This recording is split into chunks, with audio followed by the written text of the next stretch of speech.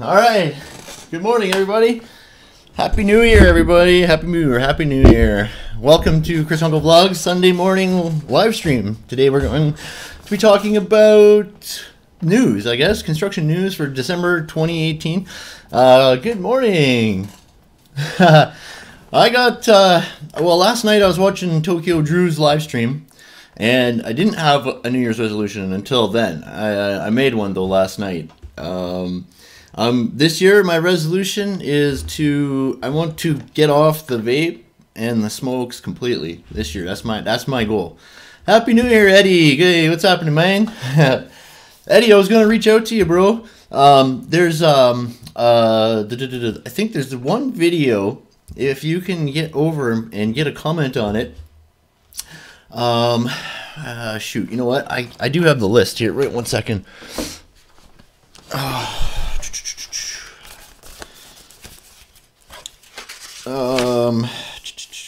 Where are we here?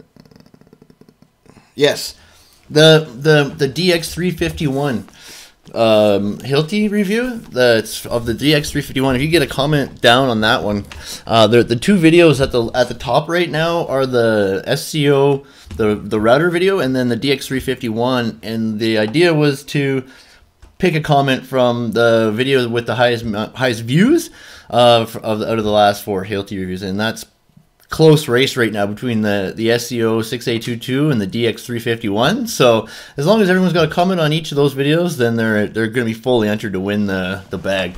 So we've decided to we talked in Discord, and we've decided to not split the prize up. So whether or not there's 1,000 subscribers or not, we're going to keep it all one, and so one person's going to win.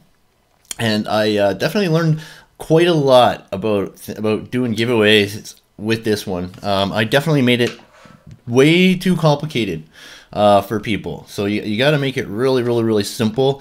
And yeah, I made it really complicated. And I think I made it really confusing for everybody.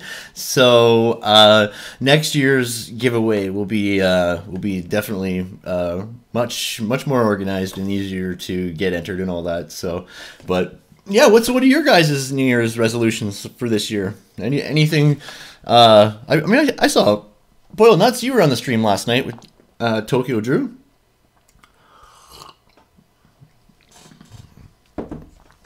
But yeah, enough dilly daddling, piddling around. I gotta get off the vape and off the smokes for sure. So yeah, good morning, Boiled Nuts and VCG Construction. Vince, find Dominator and Eddie. Good stuff.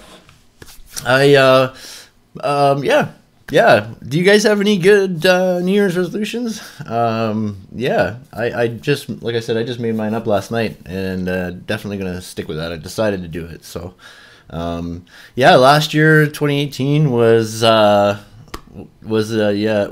big year. It was full of growth.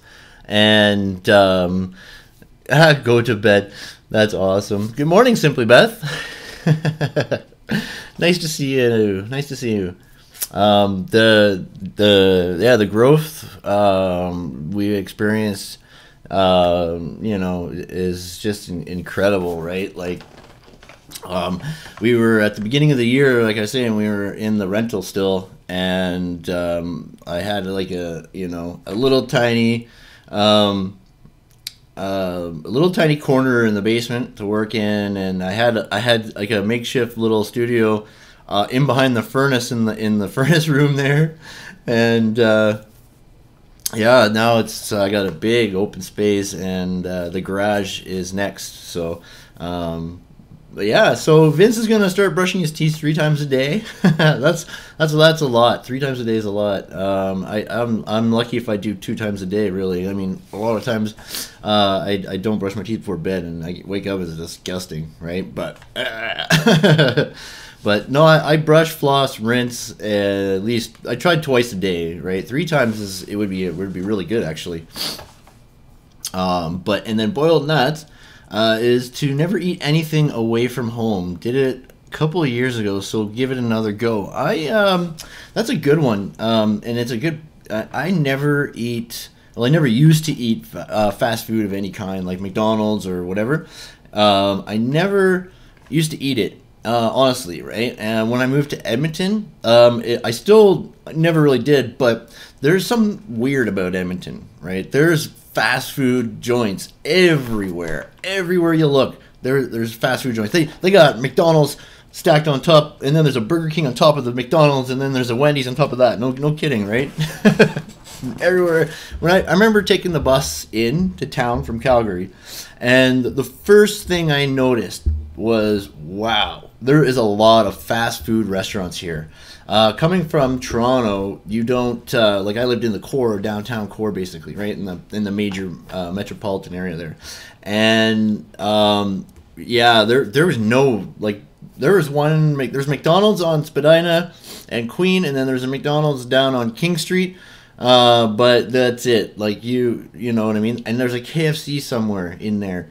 But other than that, there's just, they're like fancy restaurants or in affordable fancy restaurants, right? But there's a lot of restaurants in Toronto, and there are not a lot of fast food joints. You got to go to the outskirts of Toronto to find the fast food joints.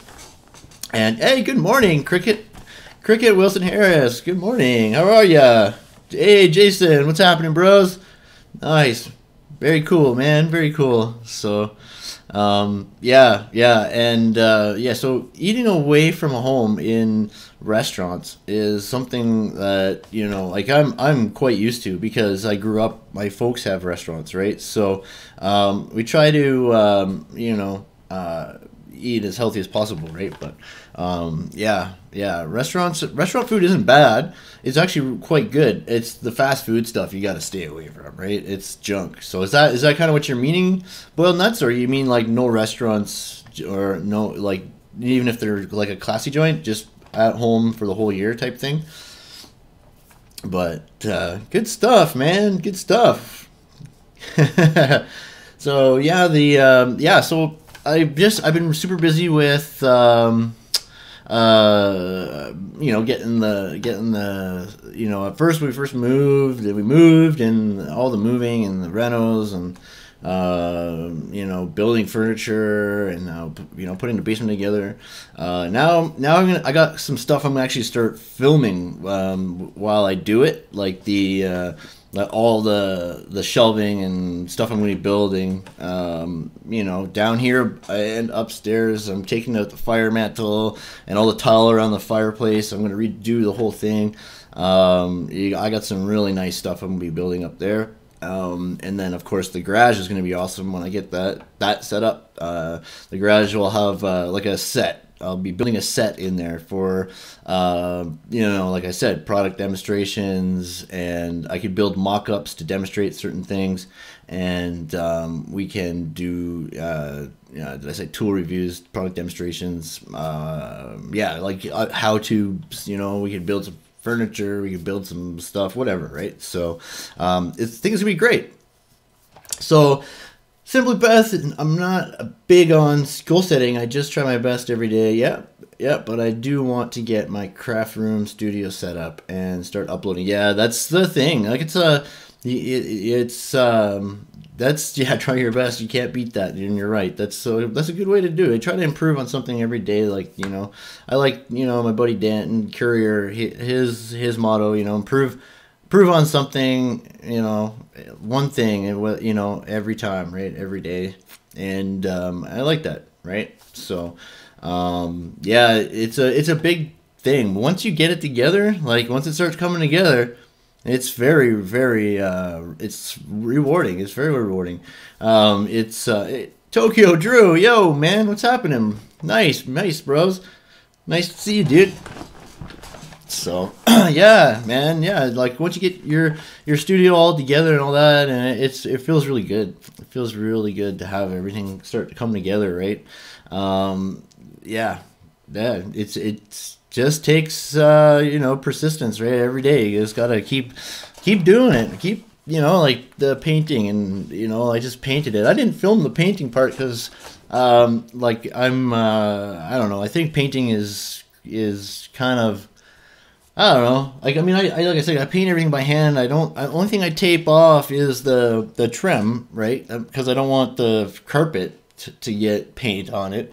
And then I tape the top of the trim as well. That's it. Everything else, like all the color switches and stuff like that, I do by hand, and it turned out really good. So like cutting all around the tops and all that, I don't tape any of that off. I just cut it in with a 2-inch brush, and there we go. So, oh yeah, so Eddie, I don't know if you got that or not. Let me know. But if you get over to the DX351 review at some point, leave a comment there because yeah, you're in on the other video. You got a comment on the SEO one, so yeah, make sure you get a comment on the DX351.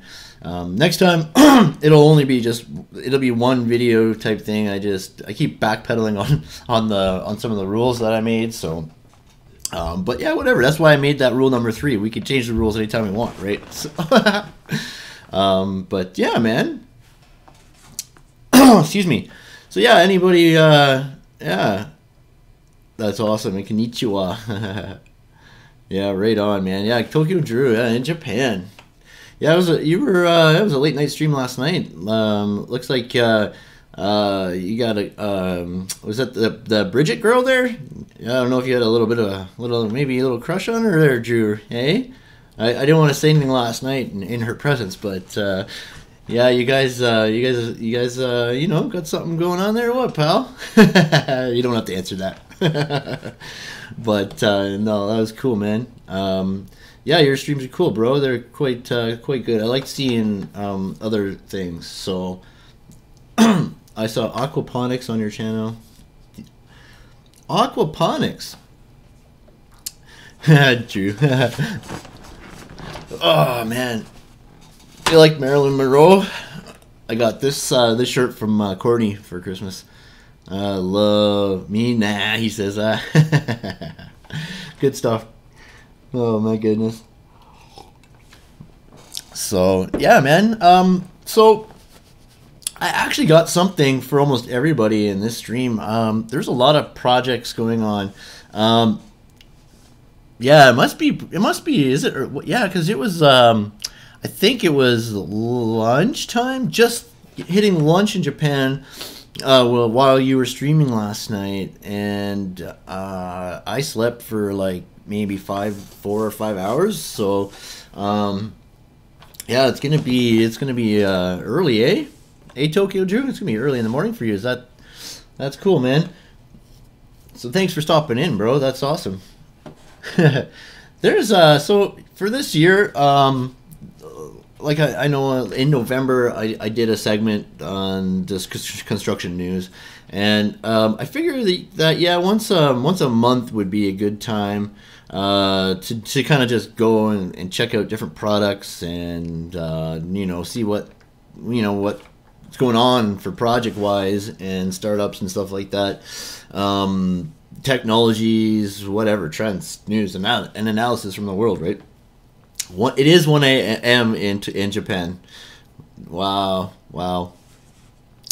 So yeah, that's just about that's it, right? So once a month I'm gonna go and yeah, just go over some of the news and it's. See, with the construction news, it isn't. It's nothing unless something breaking happens. I'll jump on and report it. But it's over the month, I get tons of different emails from different sources, and so what I've been doing now is collecting those emails in a folder and then going through them and picking out what I find interesting and want to share. So. But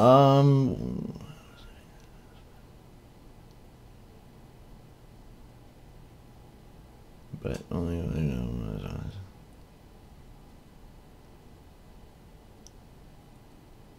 huh. Yeah, whenever Vince finishes his stream. It's funny. What did sorry. All right.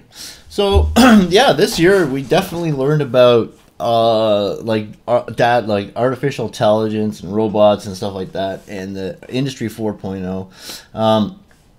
Not only are we building these facilities and putting the equipment in them, the things that we're building with this technology as well, materials and stuff like that, like it's all going to be changing so quickly now that Industry 4.0 is upon us, right?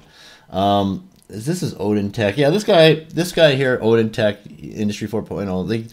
What this whole thing is they're trying to minimize manufacturing waste, right? So they're now with 3D printing and other things, they're building things to order now, basically, right? They're not mass producing a bunch of stuff, right? And this is great for the world, right? So look at this: inexpensive sensors, cheap wireless communications, infrastructure, highly scalable cloud-based data processing, and novel machine learning methods have converged to a point where the building blocks are in place for a new machine age. So yeah, right? So dubbed Industry 4.0. Yeah, no. 5 key areas. So yeah, analytics and orchestration. So yeah, there's data is the new oil. The cloud, the Internet of Things is not that kind of aquaponics.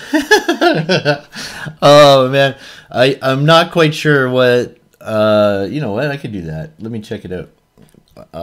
This is a nice thing. Now I got the 2 monitors going here. Is much it's much better for the stream, and I got the Stream Deck going too, which is cool, right? Oh, you know what? I gotta try something. Hopefully this isn't screwing anything up, but I'm hitting a Twitter. Hopefully this works. It should work fine. Yeah. Cool. Right on. That's cool. So now the Stream Deck is cool because now I can program it to. I just have to hit a button to tweet out the link, right, and stuff like that. It's really cool. I'm having a lot of fun with this Stream Deck. It's awesome. It's really, really awesome. Yeah, and that's too funny. Oh, yeah, right. I was going to look something up here real quick.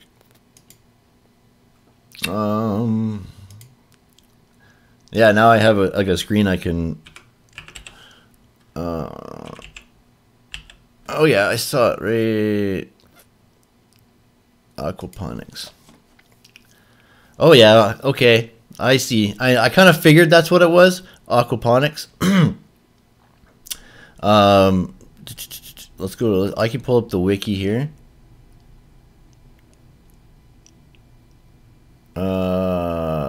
Weird. Anyways, okay.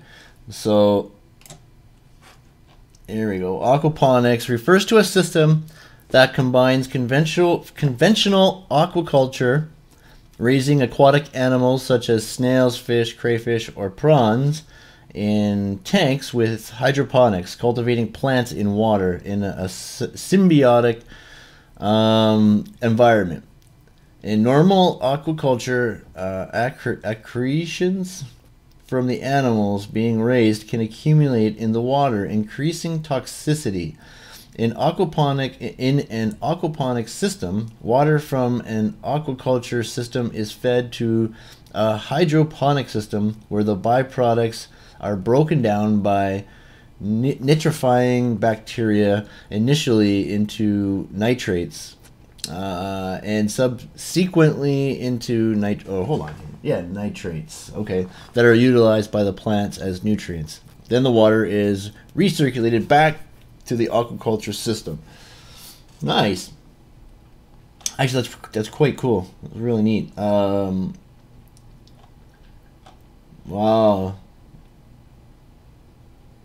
Wow, cool, man. Yeah, that stuff is really neat. I didn't quite... I don't know if I've ever heard of that before, but I do...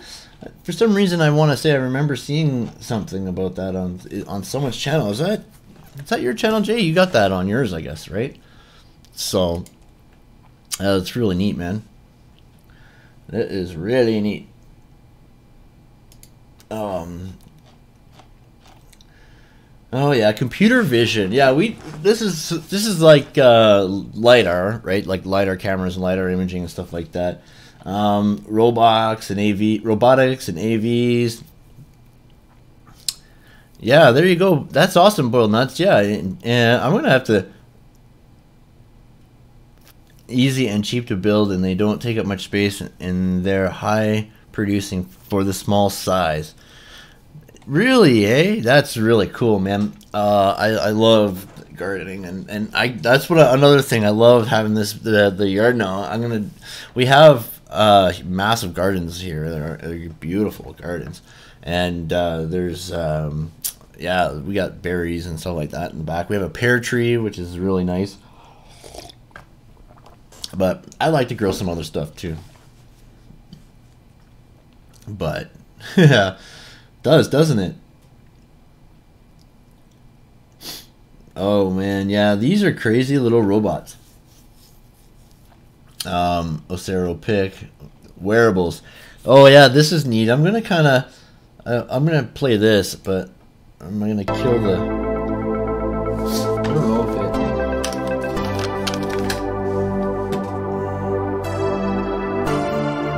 Yeah. We don't need the volume. It's just a song, I think. Yeah. But look at how so this is Control Labs. And I like see how you're just controlling the game with the hand. So neural control. We saw hey, good morning. Happy New Year, Christina. Oh man.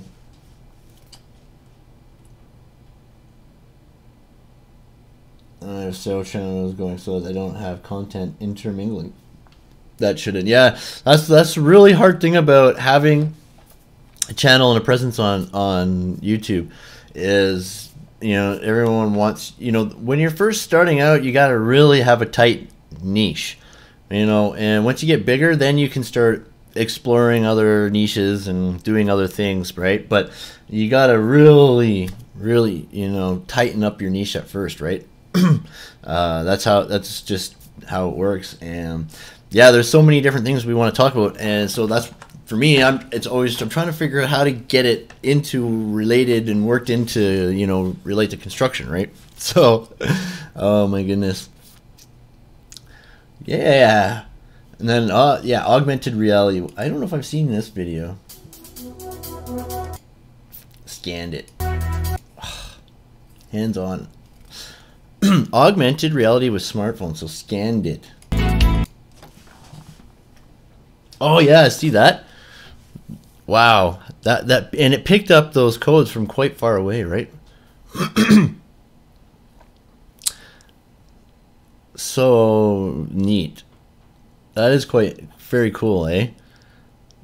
See, you know what? That's really neat. You're searching for a part, and can you imagine having like shelves full of this stuff, like? And then look at this. The drone comes in. It's going to order pick. Oh, Dan's not here. Yeah, Dan was talking about how they're putting automation into his factory, right? And Christina can figure out how to relate anything to real estate. Yeah, right. I know. Then that's the trick. You got to be able to. You got to be able to tie it back in, right? Tighter design and prototyping cycles. Yeah, it's really neat because now with 3D printing, right? You can prototype things a lot easier, right? Like I remember when we were building those tools last year, was it? Yeah, the 3D printing was amazing, right? So yeah, we're gonna see a lot more of this, I think, right? Human machine work teams. Okay, so the arm is passing him a piece, right? So this is like, yeah, no. Good night, Tokyo Drew. Thank you for coming, man. I appreciate that, bros. Yeah, it's late night for you. Have a good sleep, buds, and Happy New Year, man. Happy New Year. Yeah, man. So I think we'll see a lot of this coming in the future. Like having an extra arm or two would always be pretty handy, right? So I do the same things with small scale, and the video is probably less than a minute, and it's probably 5 years old. Wow. These green ones, so relatively few occupations, 10% or less, will be entirely automated and disappear over the next 10 to 15 years. Instead, a growing percentage of occupations will significantly change as technologies automate the more routine tasks within those occupations. So, relatively few occupations, 10% or less, will be entirely automated. So that's kind of what yeah, that's definitely where I'm going with this for sure. Yeah, I definitely want to check it out. You know what? Let me see here. If I go,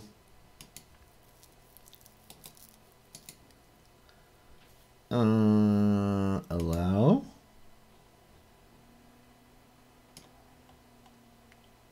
Is that a? I hope you don't mind, Jason. I just pulled it up, but oh yeah.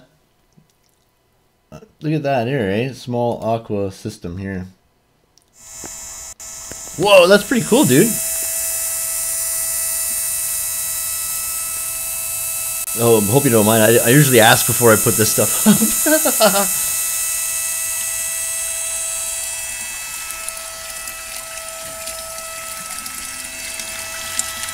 Look at that, eh?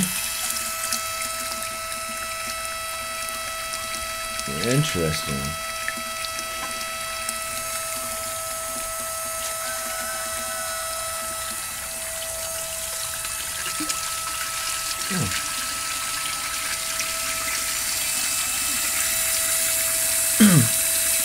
Yeah, I'm not even sure I knew that you had a channel there, bro.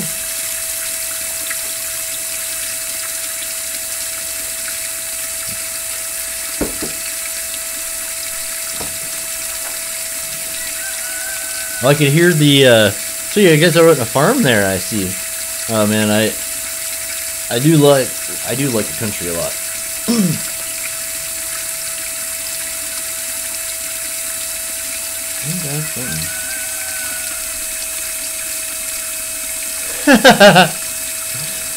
That's funny.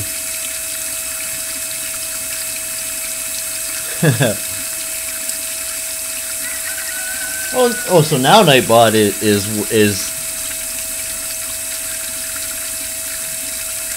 look at that, see that, eh? Huh? Yeah, right.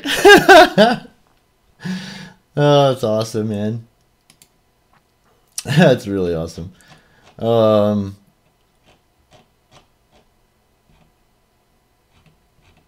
Yeah, cock-a-doodle-doo, yeah. Yeah, that's cool, man. Oh yeah, self-driving cars. This is another other thing. The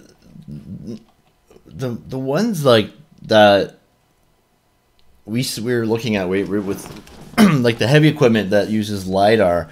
And hey, good morning, Brandon. How's it going, man? Good morning. Good morning. Happy New Year, bud.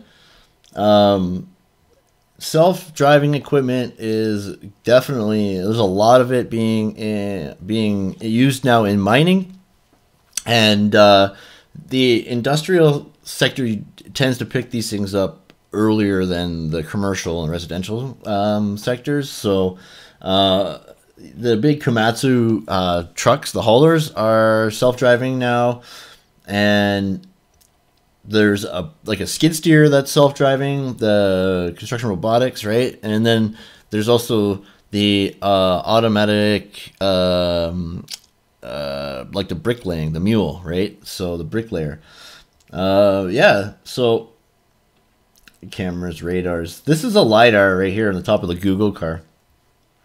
There was a short little video here. So this is kind of neat. There's no sound, but see how the camera is identifying like the cars, and like the green is staying in the green. Isn't that something, eh? So We're so close to having fully automated cars, eh? No worries, man. No worries. We're just getting, just getting started basically too. I guess I've been on for half an hour already. Holy cow! But yeah, like this is quite something. We're gonna be seeing a lot more. 2019 should be interesting to see where we go with this stuff, right? I love it. I think it's great. Well, look at this hauler. Look at this guy. This guy's on 2 transport trucks. Oversized load, epic failure. I almost want to see it. So, anyways, robotics, navigation, tidbit. Feel free to skip. Self-driving cars come in many levels, from level 1 to level 5, based on how independent the car is and how little human assistance it needs while driving. Oh, and there's also level 0, which is your good old manually operated car. Level 5 means the car will be 100% self-driving. It will not have a steering or brakes. So it won't have a steering wheel or brakes. Because it's not meant to be driven by people. These cars don't exist yet, and cutting-edge cars are still at level 3 and at most level 4. So that's where it's at. So 100% 100% autonomous would be level 5. So I'm curious if they don't consider those haulers level 5 or not. Right? I guess cars, obviously, no, we don't see that. But in the equipment, like in the mining, those haulers, I think were completely, I don't think there was a person in them. Deep learning. I love how they keep using, this is another page that uses elephants as an example. Oh yeah, that's right. This page is,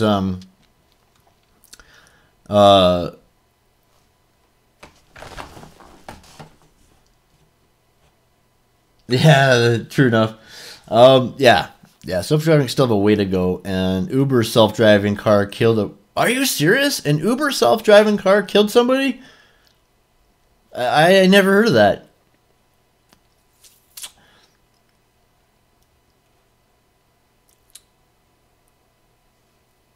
No, I understand that, Jason. I know, but I still, excuse me, like to ask. I should ask for permission.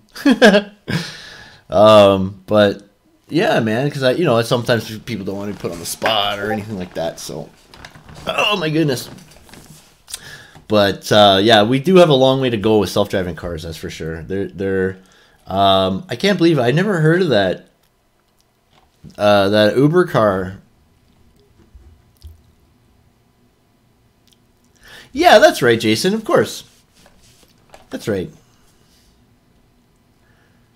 Overfitting. Computer vision. Yeah, so look, this is Terminator. This is Terminator 2, I believe. Arnold. It was in Phoenix, eh? Yeah, I'll have to check on that. So it's got toilet flush valves on the top tank with a homemade bell siphon. That way, there's no timer needed for the flush valve. I got you.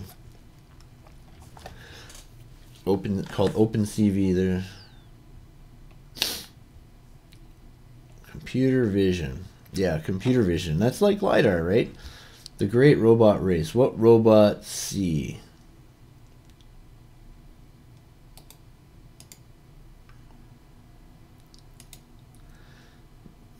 Laser sensing, video cameras, adaptive vision. So adaptive vision, the Stanford team invented a technique called adaptive vision, which allows its robot, Stanley, to see farther and drive faster even as the road changes over different types of terrain.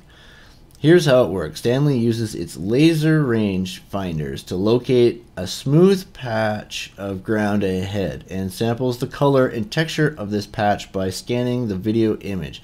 It then looks for this color and texture in the rest of the video image. If a smooth road extends about 130 feet toward the horizon, Stanley knows it can speed up.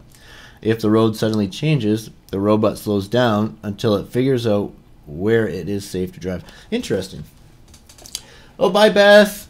Yeah, have fun. Have a great New Year. Thanks for popping in this morning. Have a great New Year. I think where are we? We're December 30th. I don't know. Is there? I think there is 31 days in this month, but stereo vision. Inspired by the way humans see. Some teams used 2 video cameras in a technique called stereo vision. Princeton Terramax and Team Dad in the first Grand Challenge in 2004 all tried the technique with varying degrees of success. In the technique, 2 cameras are mounted side by side and software measures the slight shift between the 2 incoming images. Oh yeah. Hey, good morning. 31 is NYE. Yeah, that's right. 31. Tomorrow's New Year's Eve, right? So Hawaii has a huge pedestrian safety problem like never before. So this is the thing, like, where I think the way we're building things now, the shift is going in like. Remember how we were talking about Google Sidewalk Labs and how in the Sensing City project, and I think that it's going to take more than just before we unleash all these autonomous vehicles and stuff out there to the public. Elon Musk, you know what? Even though he talks about I love Elon Musk. I think he's great, and I even though he talks out against a lot of the things that I like, he must know more than I do, obviously, right? But the tunnels are great. They're the Tesla tunnels. I saw Casey Neistat was invited to the opening, and they weren't allowed to film inside the tunnel, so. I haven't seen inside them, but my opinion is Elon Musk he's obviously the owner of Tesla. He's the president or whatever, the owner of Tesla. He's a smart guy, and I always find what he's up to, to be very interesting, and I follow him. I watch when I see Elon Musk in the title. I normally go and check it out, right? So, but as far as the tunnels, like. Let's see here. If I can go, I see if I find this video, and we'll check it out. Come on.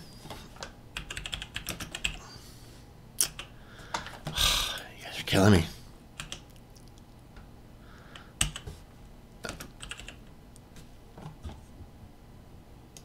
So, yeah, I'm surprised Courtney's up, eh? I think this is incredible. Okay, so here is, I wonder who would be the best one here. This one's only a couple minutes, but here's one here let's check this out.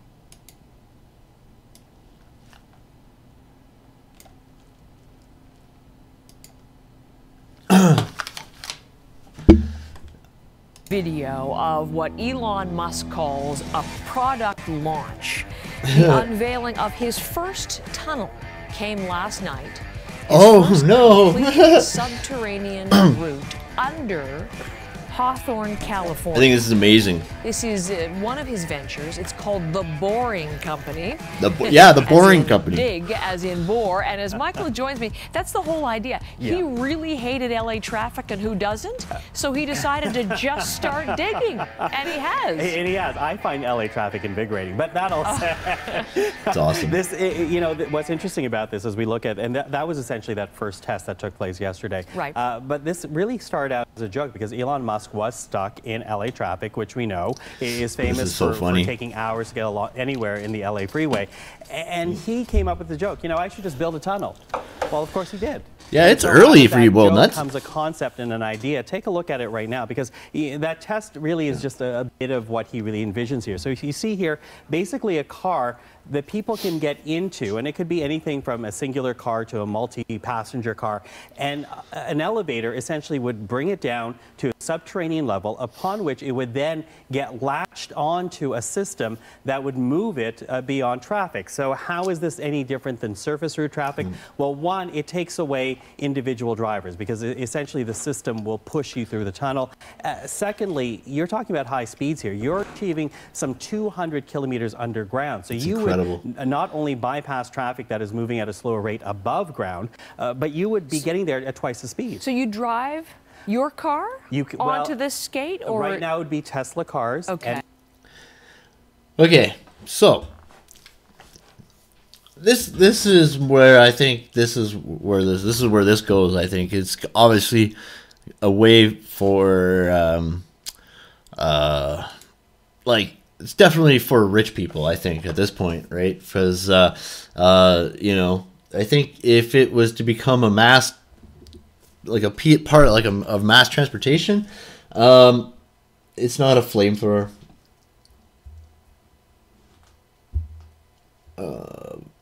Was that Elon Musk's Boring Company that had this flamethrower? It's not a flamethrower. I don't get it. Oh man, I think that this is the thing. Okay, we have the industry going one way, with trying to you know, like autonomous cars, vehicles on the roads. And we're trying to build, they want to build tunnels underground for service vehicles, delivery vehicles, so like to transport garbage and recycling. And yeah, he wants to put the cars in there. I honestly think that traffic jams are because of the human drivers, right? The either accidents or like everyone's driving at different speeds, and yeah, so it's always getting jammed up because of the human element. So I figured if every car was autonomous on the street, you wouldn't have traffic issues. Mind you, you're not going to be traveling at speeds of 241 kilometers on the street, on the roads, right? But so yeah, I think it could go either way. But he did it to make a senator made in California. Okay. Yeah, I'm curious again.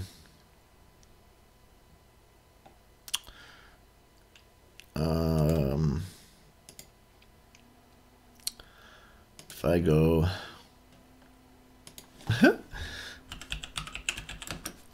why does it do that? Piss off.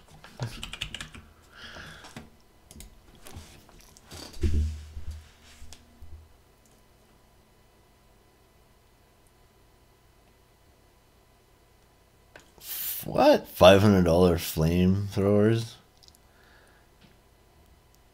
Okay.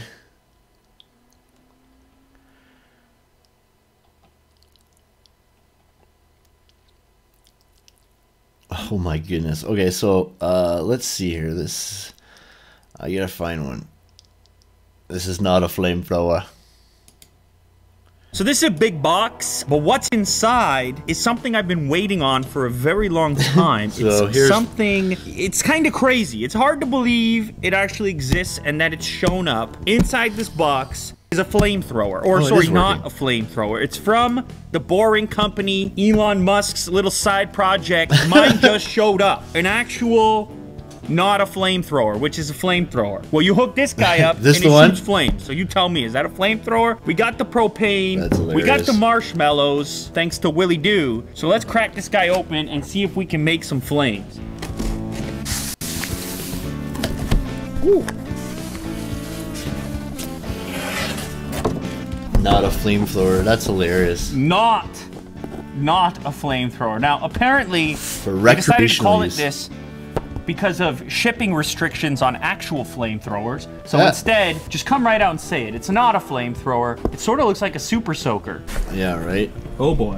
Dear not so boring customer, the lawyers have spoken and due to shipping restrictions, we can't mail your glorious propane fuel. To make it up to you, we've included some cold hard cash. Stroll That's down to your hilarious. local store and stock up on some nice C3H8. You'll be looking for a 14.1 ounce propane cylinder. That's what we have. Sweet, okay. They cover the cost of the propane because I That's guess really originally cool. they hoped to ship it with the propane and they couldn't. But then they also gave you the regional cache. That's pretty wild.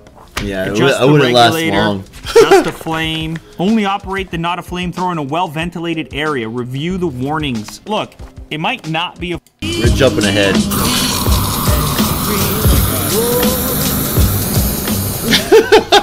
Oh my god. Oh my god. Oh my god, dude. Are there... Oh my goodness, Christina. Holy moly, that's bigger That's flame funny. than I expected. How close is it to over there? Can someone tell me? They wanted to ban flamethrowers. Why would they want to ban flamethrowers? Oh man. Yeah, I don't know about that one. If I turn this down, do I get a... Wow.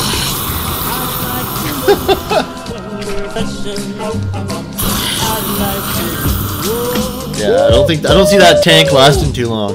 That thing is real.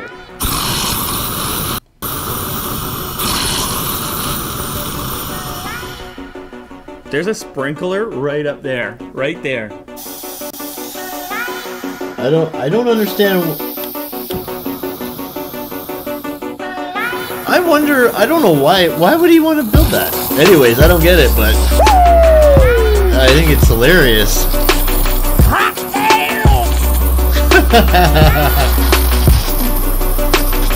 Yeah. I hear you, Brandon. Oh my god! Yeah, it looks like a flamethrower to me, yeah. What? Weapons are scary. Holy moly! Wow.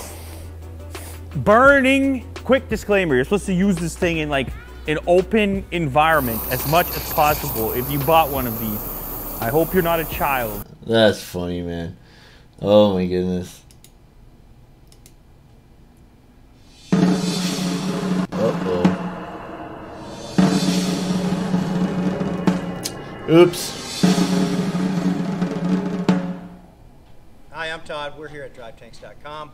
We are going to do a comparison of flamethrowers today. Oh man, I think I screwed up my M90 chat Vietnam here. era flamethrower. We got the XM42 here, What's which has this been all on the about? market for quite some time. And then we have I screwed up with something here, but that's so funny. What's this all about? How do I... Well, this never happened before, but okay.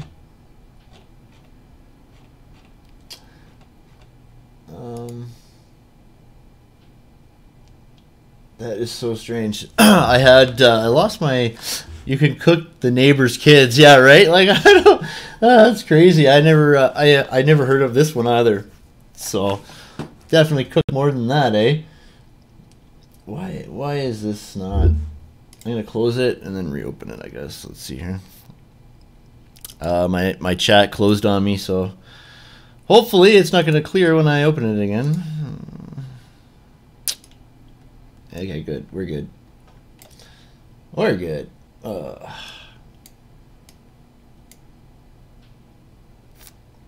Yeah, I can. That's the thing. I have 3 different browsers open, and excuse me.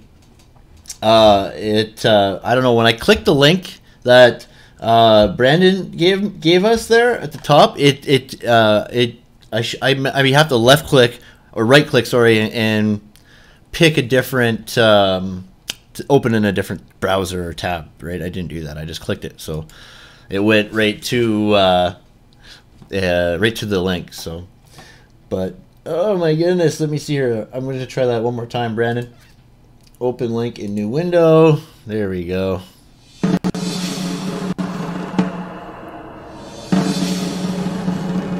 on, get in there.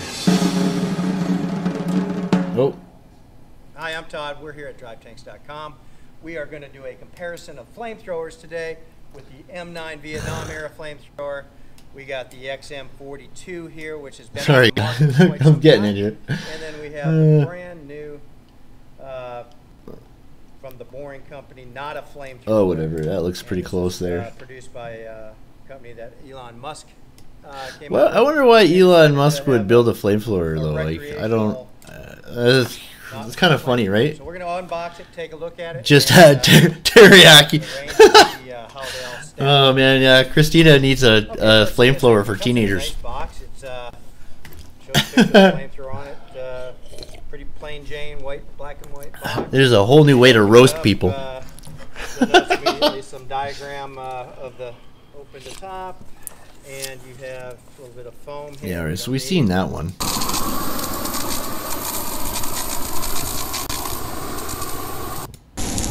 And then there's a flamethrower. Wow. Guy just roasted that whole bush in one go. Oh yeah, look at that. The aerial footage. Oh wow.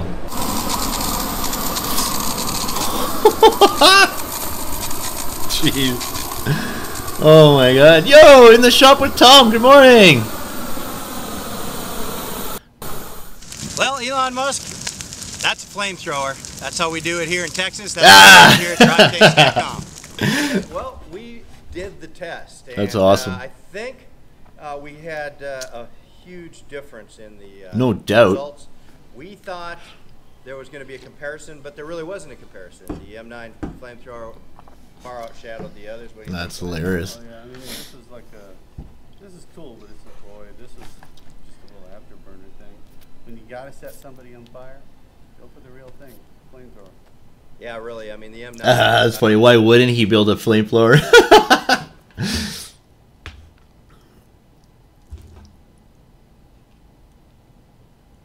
Yeah, it's too funny. Have you ever I remember one thing too. I used to do when we were kids is cross wiring capacitors and stuff like that. And yeah, it was, the bigger the capacitor, the bigger the boom. Yeah, right. Spaceballs, the flamethrower. That's right. Yeah. And how's Tom, man? That's awesome, man. I saw the hey, Wilro. What's going on, homie? Nice, man. Good morning. Happy New Year. Wow. Yeah. This Elon Musk guy, I love the guy. I do. And even though I think artificial augmented intelligence is great too, but he seems to really hate it, and he talks out against it a lot. So, I get it. There could be things that I don't know about or we don't know about, but I mean it can't be that harmful. I don't see it being like we were talking about. Artificial intelligence doesn't exist yet, and I don't see it. I can't imagine it ever existing. We can have deep machine learning and augmented reality and things like that. Yes, but if you're like we as the human race, we feel things that no machine can feel. I don't think we can replicate the feelings, right? And like the soul, right, that we have. Think about it, right? Machines would not understand mortality like we do, right?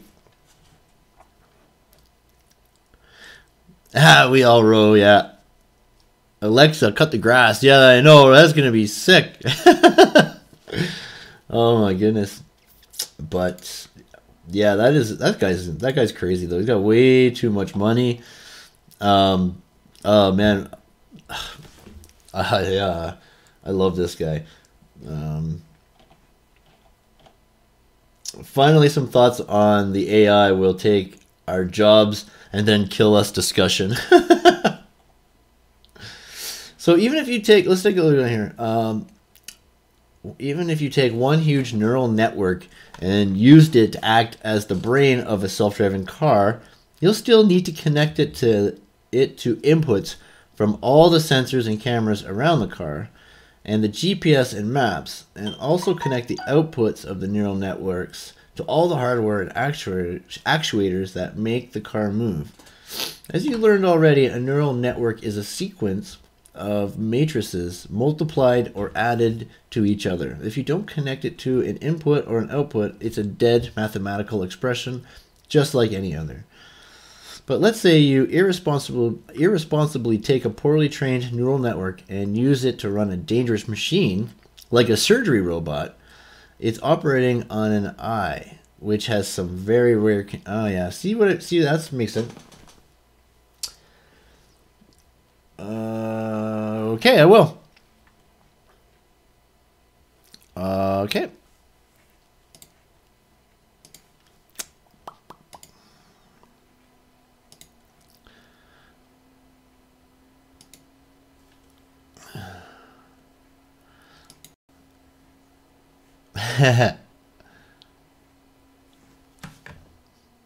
I'm checking it out right now.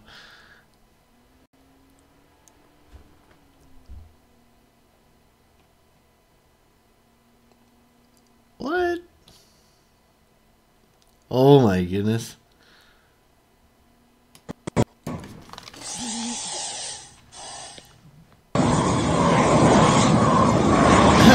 Guys torturing me.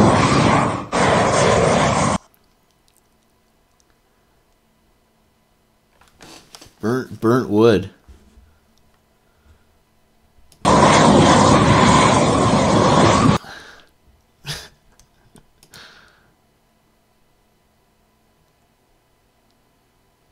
Who's that? Oh, there we go. Oh my god. I see it now. Now it's all up. Can I play this over here on the main screen, guys? Is that cool, Christina? Here we go. That's too funny. So check this out. That's actually what an idea. That is badass. That's awesome. Yeah, those torches are pretty cool. Those are what we use to heat on like roofing membrane and stuff.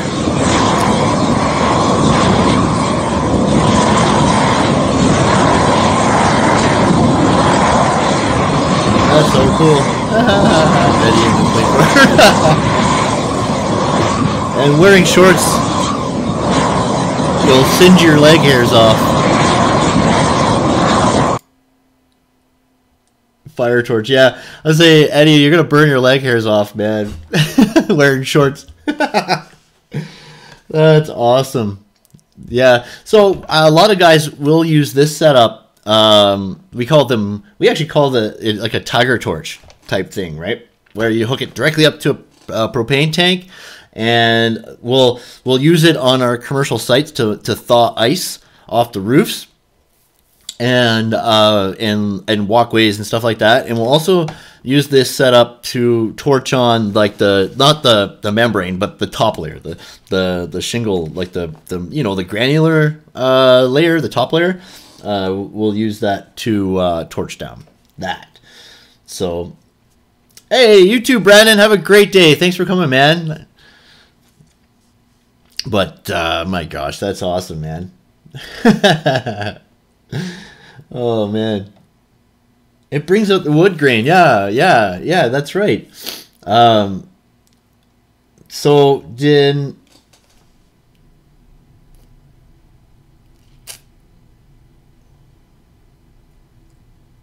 hydrogen generator, eh? Isn't that a little dangerous? I'm playing with hydrogen and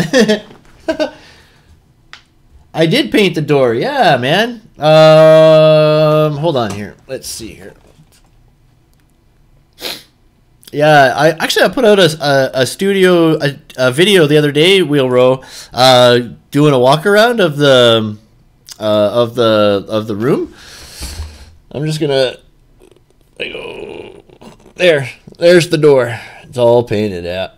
It looks good.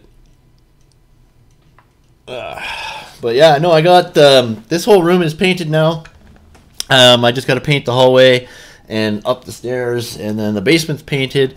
And yeah, we're gonna do change out the flooring at some point as well. So looking into different things, different flooring as well. So I like the cork flooring, but it's cold down here anyway. But I would like it because then the wheels and the chairs will roll nice. And oh, okay, cool video. Yeah, right on. I think I did see a comment from you on that one. I just wasn't sure. But yeah, the door's all painted, man. Oh, it turned out really well. I used the marquee paint, and I missed a spot at the top. That's funny. Oh man, the T-bar is the T-bar is still white, right? And I would actually like it. I wish it was black. I figured I'd get it black. He made me look. Oh man, that's funny. Oh jeez. So, oh man, yeah, that's fun. There's some lots of new technology. This is cool. I wanted to share this. This has nothing to do with construction, but of course we can always take this technology and apply it to our equipment and stuff like that. But this guy built his own like self-driving car, right? His little RC type car, right? Any links? Anybody wants more information or wants a link? Just let me know. I'll post the link in the chat or down in the comments in the replay, whatever. If anyone wants to know anything more about anything I talk about today, I can just reach out and I'll give you guys the links, whatever you want. This is like a whole guide on how he built it, right? Timeline and budget. So yeah, so about $4,500. So yeah, he built it. It cost him $3,500 in the end. He substituted some parts. I didn't even know this was it's only 55 seconds too. 1/10 the size of an actual car, roaming around in his house, right? And of course the LiDAR. I love the LiDAR much better than the like camera vision, right?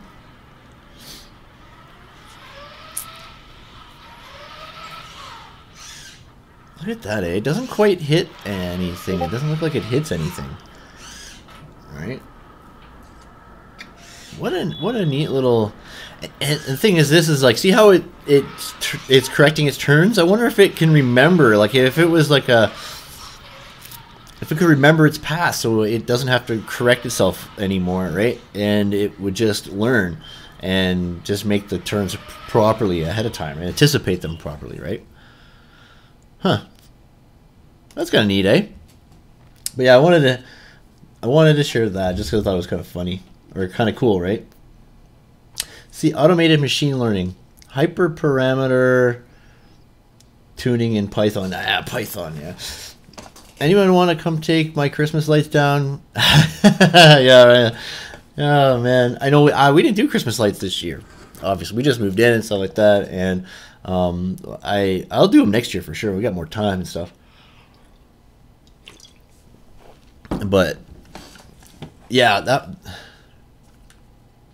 there's a guy in the back with a remote.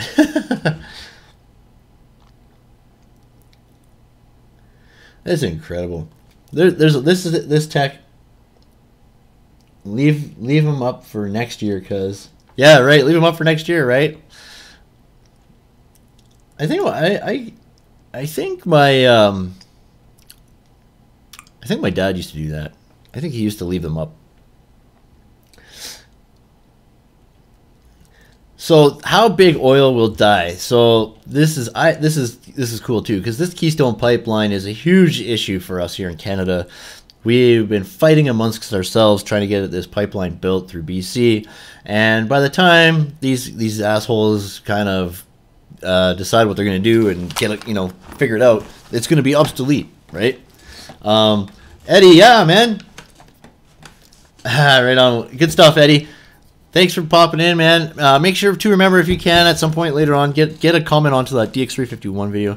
I might just, you know what, physically write the names in a hat and draw out of a hat, even if some, you know what I mean, just to make it easier and get everyone in there, type thing. So, like I said, there's about a dozen people, and not even quite that, So everyone has a really high chance of winning this thing, which is awesome. So. But yeah, you take care, Eddie. Happy New Year. I'll see you guys when you guys go live, right? Yeah. This pipeline has been such a big deal in our country. Like, we've been fighting with BC and Alberta and British Columbia have been fighting, and doing stupid shit to each other, and it's all over this pipeline. But this is hilarious, right? So it's 2025, and 800,000 tons of used high-strength steel is coming up for auction. Why? The steel made up the Keystone XL pipeline, finally completed in 2019, 2 years after the project launched with great fanfare. After approval by the Trump administration, the pipeline was built at a cost of about $7 billion. Bringing oil from the Canadian tar sands to the U.S., with a pit stop in the town of Baker, Montana, to pick up U.S. crude from the Bacon Formation. At its peak, it carried over 500,000 barrels a day for processing at refineries in Texas and Louisiana. But in 2025, no one wants the oil. So the Keystone XL will go down as the world's last great fossil fuels infrastructure project. TransCanada, the pipeline's operator, charged about $10 per barrel for the transportation services, which means the pipeline extension earned about $5 million per day, over $1.8 billion per year. But after shutting down less than 4 years into its expected 40-year operational life, it never paid back its costs. So, and this is due to electronic cars and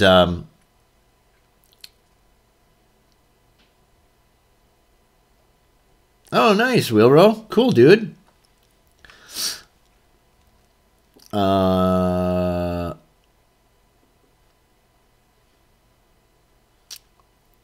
Video of the project will be on my channel. Oh, right on. Okay, cool, Rue. Fatal problem. The internal combustion engine has too many moving parts. Yeah, right. So this is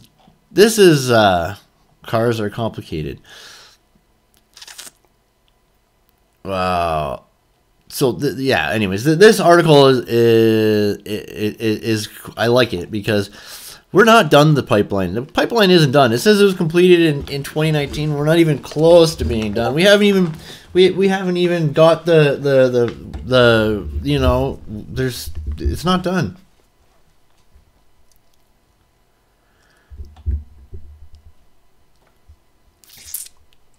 Oh, okay, Rue.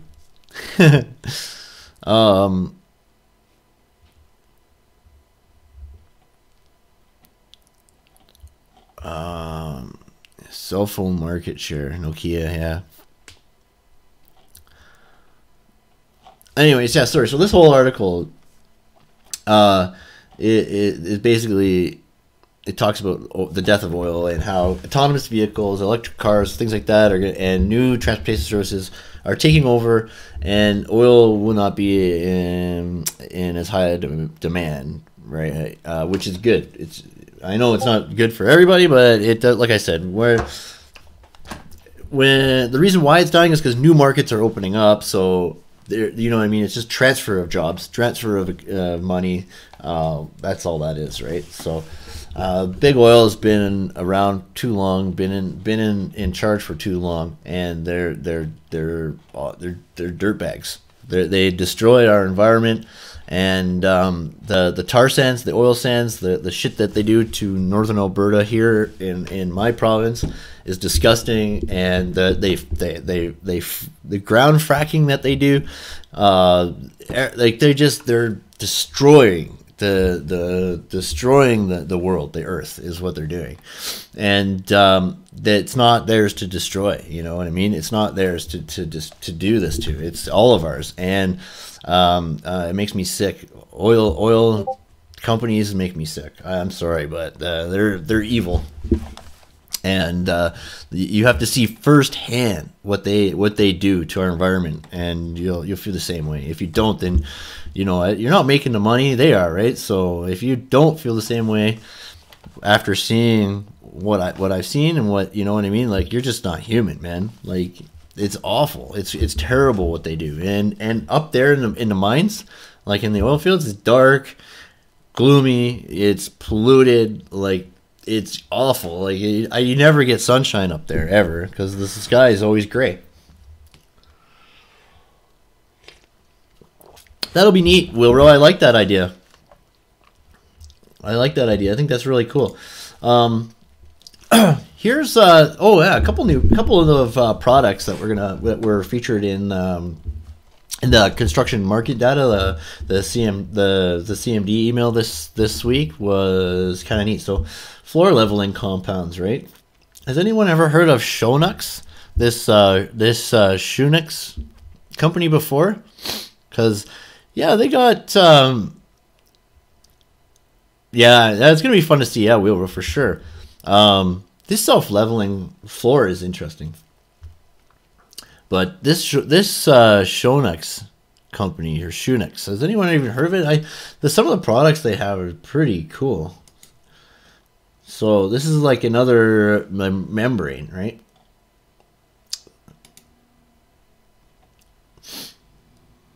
So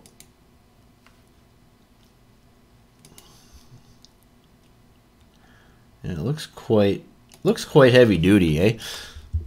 But yeah, so there's this Shonix company that just popped up. I hadn't learned of them before, but so they got waterproofing materials. The self-leveling floor, it's pretty cool. So primers and moisture mitigation. So that's tile backer. I believe that's tile backer. Looks like cement board.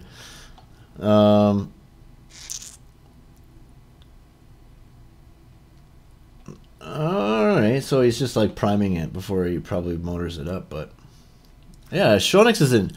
Yeah, right? That's the thing. Like, they're just a company that kind of popped up on my radar with these products, and I have the specs on them. So, above grade, below grade, vapor, and gas retarders.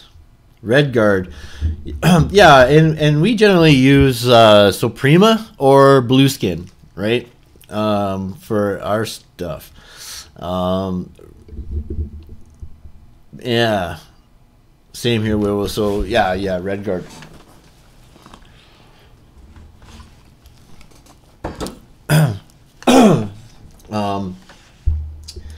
So yeah, the CMD is really good about bringing new products to light, and this is I don't know cost, I don't know anything like that, but it's always good to have another option when you're pricing a job. So next time you're looking into pricing a job, you might want to. It ain't cheap. Yeah, it ain't cheap. No, I know it's not cheap. Like, even the Suprema products that I use are not cheap. Like, it's like, I can't remember. A bucket of primer is like $150, and a roll is hey, Andrew H21, how's it going, man? Good morning, happy New Year. A roll is, damn it, I can't remember. Okay, so generally, I think it's about, oh shit, I've totally gapped, but I have I have an estimating sheet with like square footage prices and stuff like that. That's pretty accurate. So one day I'm gonna have to take you guys through my estimating sheet and kind of show you how I bid jobs. And that's, you know what, if anyone wants to learn, like, see, this is the thing. I want to do some more teaching stuff, like teaching guys how to read blueprints and specifications. I can teach people how to estimate like jobs and stuff like that. Yeah, like there's so much I could teach you guys. And to me, like, doing videos on certain segments could be beneficial, but a lot of stuff, it was better to teach people on live streaming and stuff like that, I think, because then you can ask questions and stuff, right? But I don't know. We'll have to figure it out, like how I'm going to do this, because I think it'd be good. I'd like to start teaching you guys how to, or I know you guys know there's people who don't, and I think it's important for anybody at any level of construction to understand drawings and specifications, right, and contracts and stuff like that, right? And the earlier on you understand this stuff, the better your career in the long run is going to be, right? So for me, having to go and learn all this shit, like I had to pay thousands of dollars to learn it in school, or put like crazy amount of time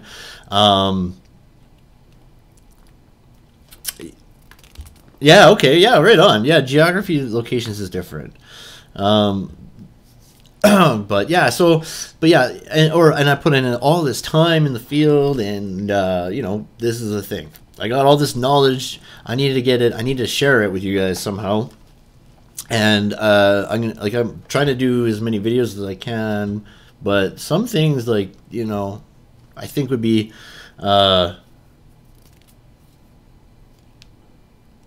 yeah, okay, dropping a new video series today, by the way, called Sunday Rant. Yeah, okay. And you know what, guys? If you haven't been to my website yet, ckvlogs.com, in the downloads tab, there's my estimate sheet. It's blank, but it's in there. And you can download all the safety documents and estimating and stuff. And I'm still putting documents up on my website, but all of that stuff I made, and it's for free for download, right? So you can download my estimate sheet off my website on the downloads page. So ckvlogs.com, the downloads tab, and you can check out that sheet for yourself and have it. You know what I mean? It's all there for free. Yeah, free up some brain space. I know, I'd love to. That's awesome. So there you go, right? I'm gonna do, maybe I should just do a short, maybe I'll start it as a series, a video series, right? And I'll cover basics, and then, you know what I mean, we'll do architectural and electrical, mechanical, structural. We talk about all that different stuff, and yeah, and then we could get into estimating after, right? Once everyone understands that. But I could do a live stream too, right? Going over my estimate sheet, so everyone can ask questions live and stuff like that. So yeah, that's right. Yeah, no, they're not in PDF. They're all in their original format. So it's all Microsoft. So Word files or XLS spreadsheets. Oh, right on. Just joined the Discord. Excellent. Oh, yeah, right on. Nice to see you. Good stuff, Tom. Do you want the wood burning clip? That's awesome. Cool, dude. If you haven't commented on those there's 2 videos, Tom, and if you're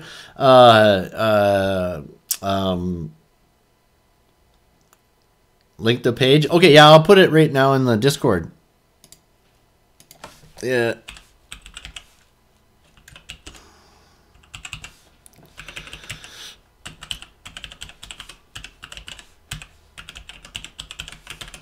I think that'll do it.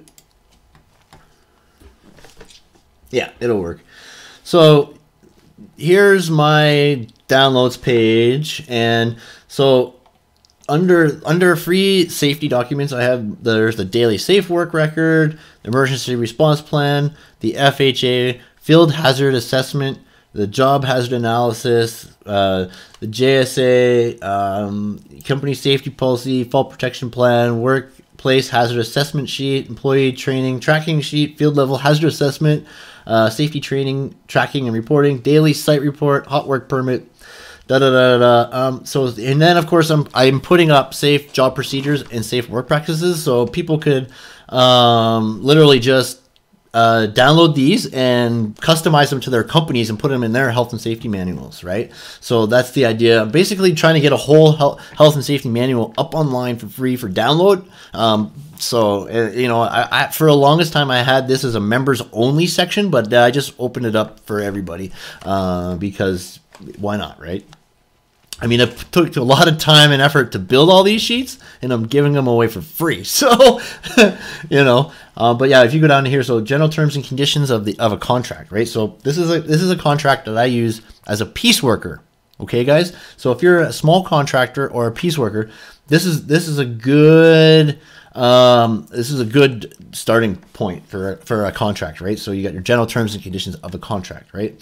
But yeah, project handoff, informant policy, inspection policy. But yeah, here's my estimate template. It's right here. You can download it, and I'll kind of show you here.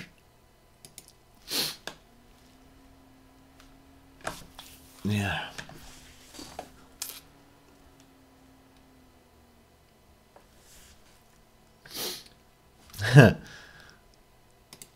All right, so there's the first page, right?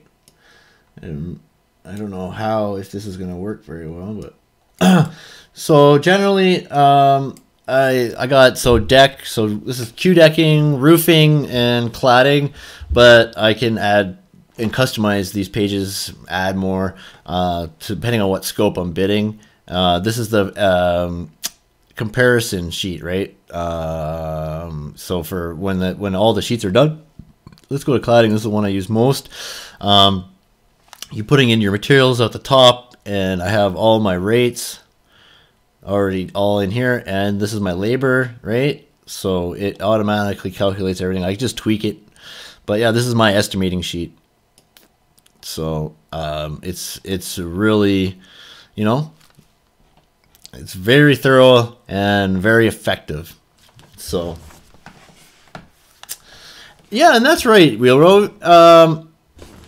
Yeah, you don't do that. That's right. It's live is boring right now. Oh, that's hilarious. The boring flamethrower. That's too funny. Oh, that's the cold one. Jeez. So yeah, I can do it doesn't build anything, but it's so interesting. That's cool. I don't usually think it out on the drive home. Yeah, see, my jobs are just like because I guess I'm in commercial and like they're big and they get complicated. Like I've bid jobs up into the millions of dollars. Like this estimate sheet here is good. I've estimated $4 million jobs with this sheet, and I've estimated $30,000 jobs with this sheet, right? So it's really good. So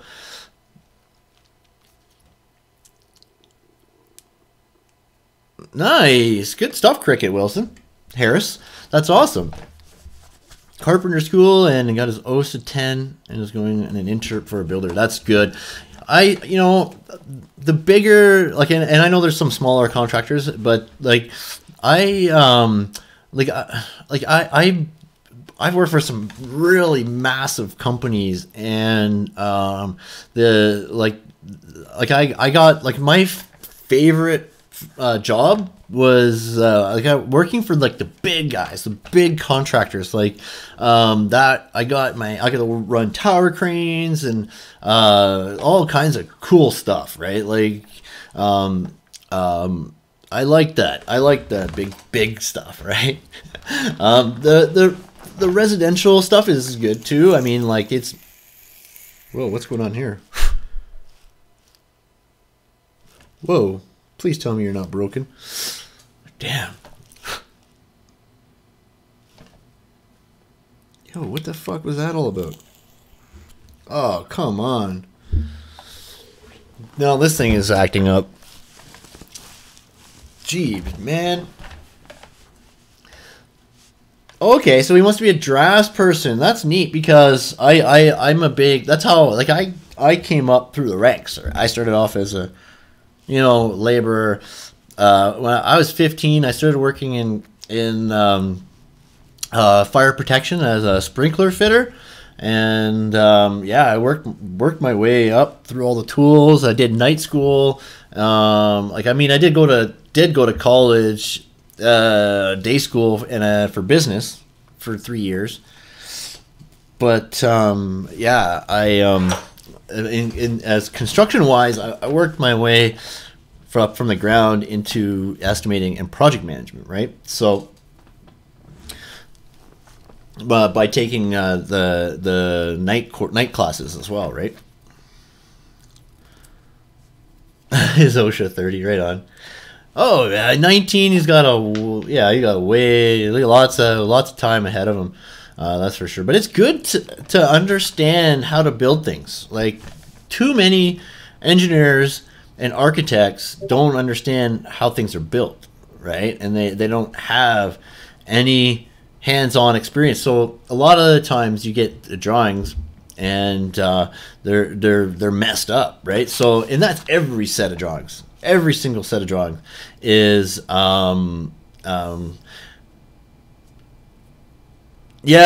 Wilbur, you know what? That's the best part about residential is that close relationship with the homeowner and that feeling of, that good feeling you get when they're happy. That's something you don't get in commercial ever, right? The owners are, they're you see them once in a while, and when you're a sub trade, you generally never see them unless they're in a meeting or something like that, or when they're doing a site walkthrough. But they generally talk to the architect, and the architect talks to the general, unless it's like a design build contract or anything other than the design bid build, the CCDC2, or what you guys would, I don't know what the hell you guys call it, I forget. But I'm a punk rocker. Oh, nice, yeah. Oh man, yeah, that's awesome.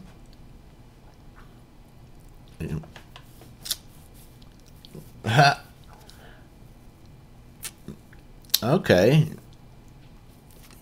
Yeah, so that is so smart of him to say that, or to want to understand construction before he becomes a drafts person, because they don't understand it. And I get you, Tom. And so, and it's because a lot of the younger kids don't have any hands-on experience, right? And the senior architects and draftsperson, they kind of just finalize things and look over the drawings and put their stamps on them. A lot of things are missed, and every set of drawings is never complete, right? And that's the difference between a real journey person and a fake journey person.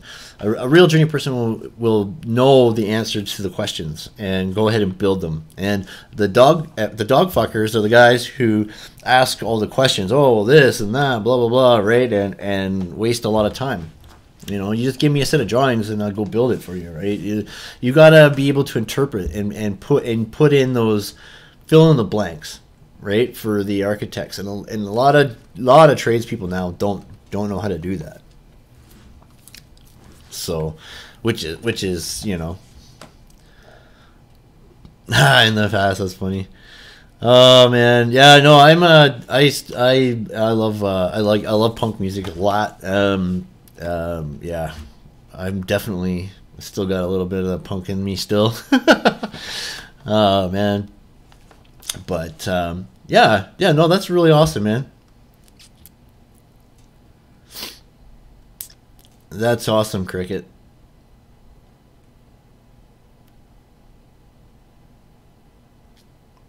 Yep, absolutely, Tom. Yep, absolutely. And definitely he'll get a lot of more respect for doing it. Absolutely, absolutely, right? So, but yeah, dude. So I'm always putting.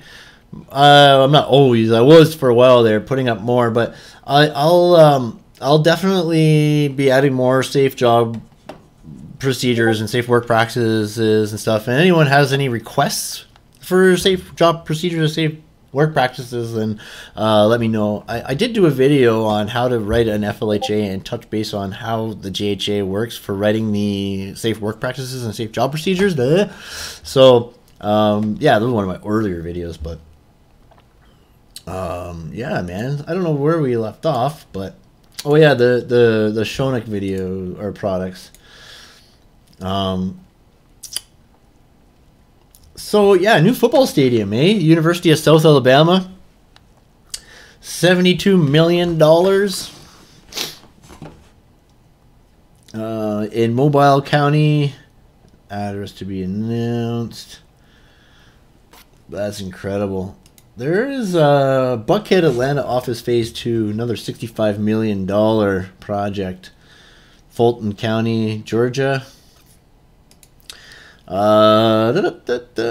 on. Yeah, this is a crazy page. There's a list down here, I thought.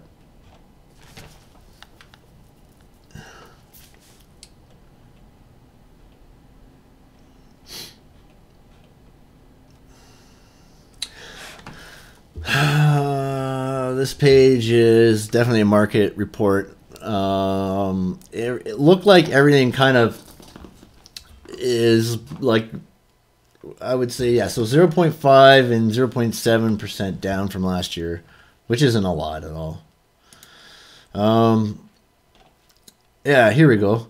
So Alabama, Alaska, Arizona, Arkansas. So anybody want to check out, anyone want to know, so here's in California, we know Brandon, there's a Holiday Inn Express and Suites in Fresno, viral and rickettsial disease laboratory enhanced upgrade project in Richmond,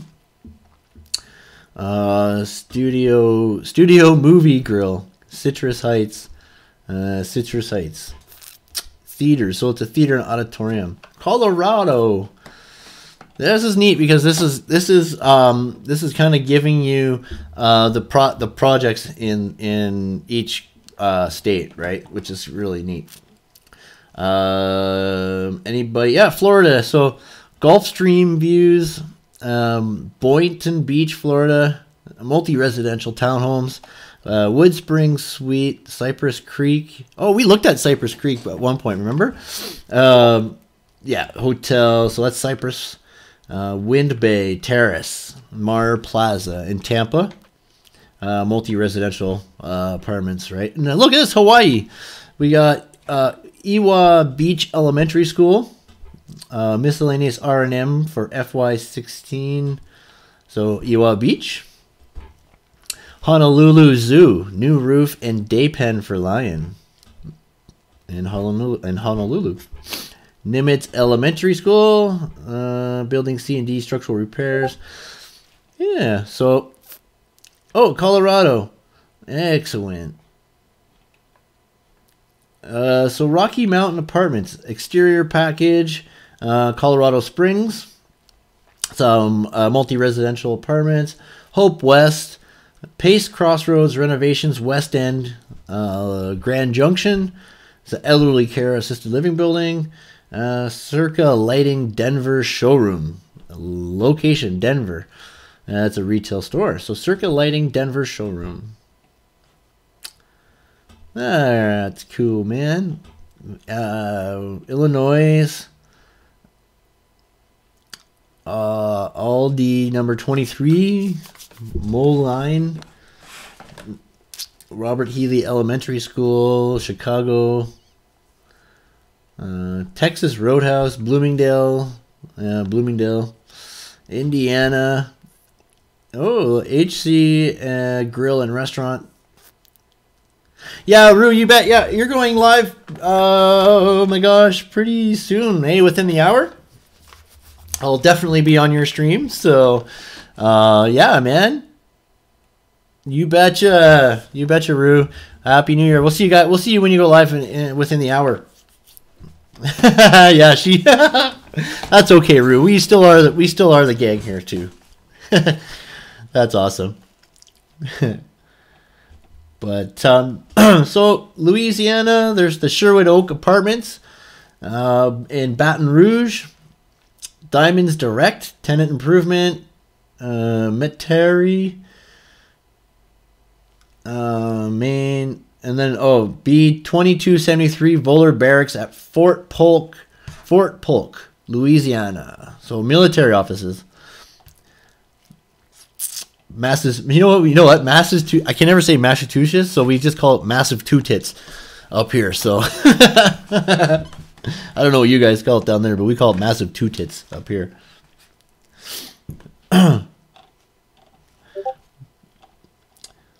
But yeah, no, there's New Jersey. There's a new parking deck at the Hall of Records complex. That's okay. That's okay. We're all supporters here of Vince, so that's funny. Oh, I didn't know Vince was live too. Oh man. New Mexico. Oh, New Mexico Capitol High School Science Wing addition and renovation. New Jersey. So yeah, the Royal Farms, Berlin, Rutgers World Fair Drive, third floor interior renovations, and then New Mexico Capitol High School. Massive toothpicks. Massive toothpicks. There you go. New York, North Carolina, North Dakota, Ohio. Wow. So yeah, there's lots going on, right? South Carolina.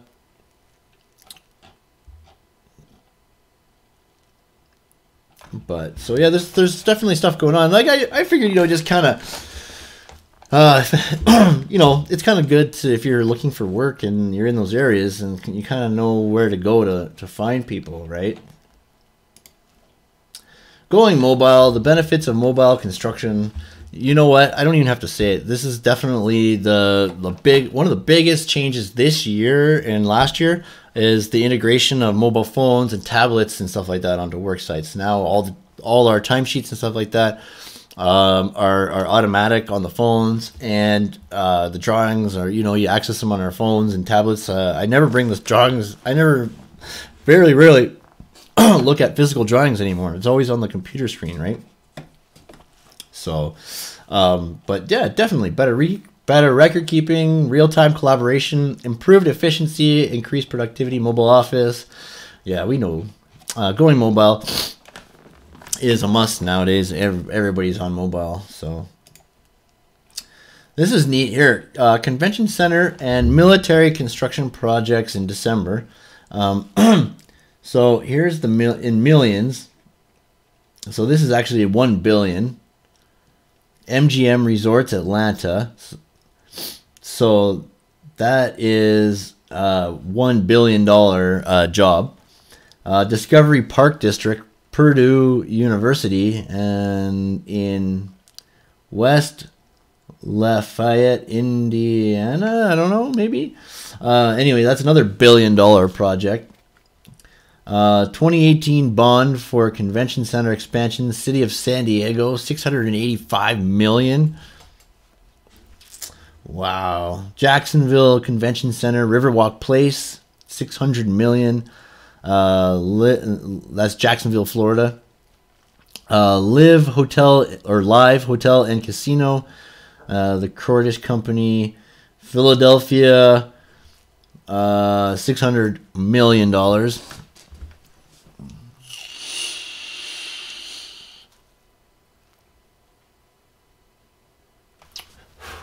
Isn't that something, eh? The I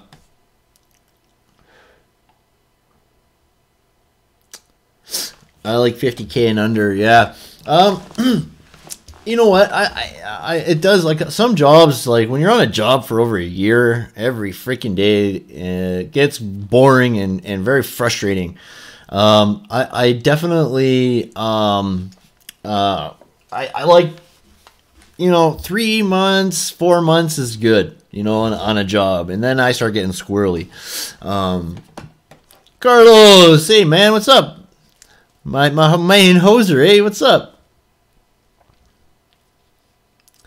It's awesome, man. Good job, good stuff. Carlos painting away, man. That's sweet, dude. Yeah, I've been doing a lot of painting lately, as you guys see, right? So, right on, bros. Yeah, and that was cool. When I'm painting, I was having other people's streams on in the background too. So that was awesome, man. But look at these numbers, eh? Baltimore Convention Center expansion, Sheraton Hotel, $600 million.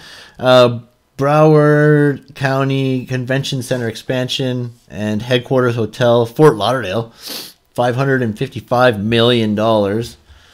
Spacewalk mixed-use development, Webster, Texas, $500 million. And campus master plan program, Orange County, Orlando, $500 million. So Florida is seeing a lot of action right now. There's what, 1, 2, 3 jobs in the top 10 list are in Florida, right? And that's a combined like $2.5 billion in projects right there. That's pretty cool. Now, this is like look, there's 2 more. There's 2 more on the military list too. That's $100 million each. Naval support activity, advanced munitions technology complex, eh? Wow. But yeah, look at this. $5 billion for construct exterior lighting. U.S. Air Force, New York Air National Guard, 106 Rescue Wing, pre-design, $5 billion. That's crazy, man. Yeah, let's go to Florida. All right, my mother and father have a condo in Fort Lauderdale, and when they retire, they'll be spending a lot of time there. So, I think I'm trying to remember. My mom doesn't. I can't remember if my mother does well there or not anymore. I can't remember because she's got multiple sclerosis, and I'm trying to think if she was talking about something this Christmas, saying she might not go. But yeah, Florida. I love Florida. I definitely love it there. I definitely want to go there. I definitely need to go somewhere warm and get the heck out of here because this is I can't do this cold. The snow. I'm snowed out, man. I'm done with the snow. But yeah, it looks like there's a lot of work in Florida. It looks like a booming economy. That's Wheelrose domain is over there in Florida. So that's pretty neat stuff.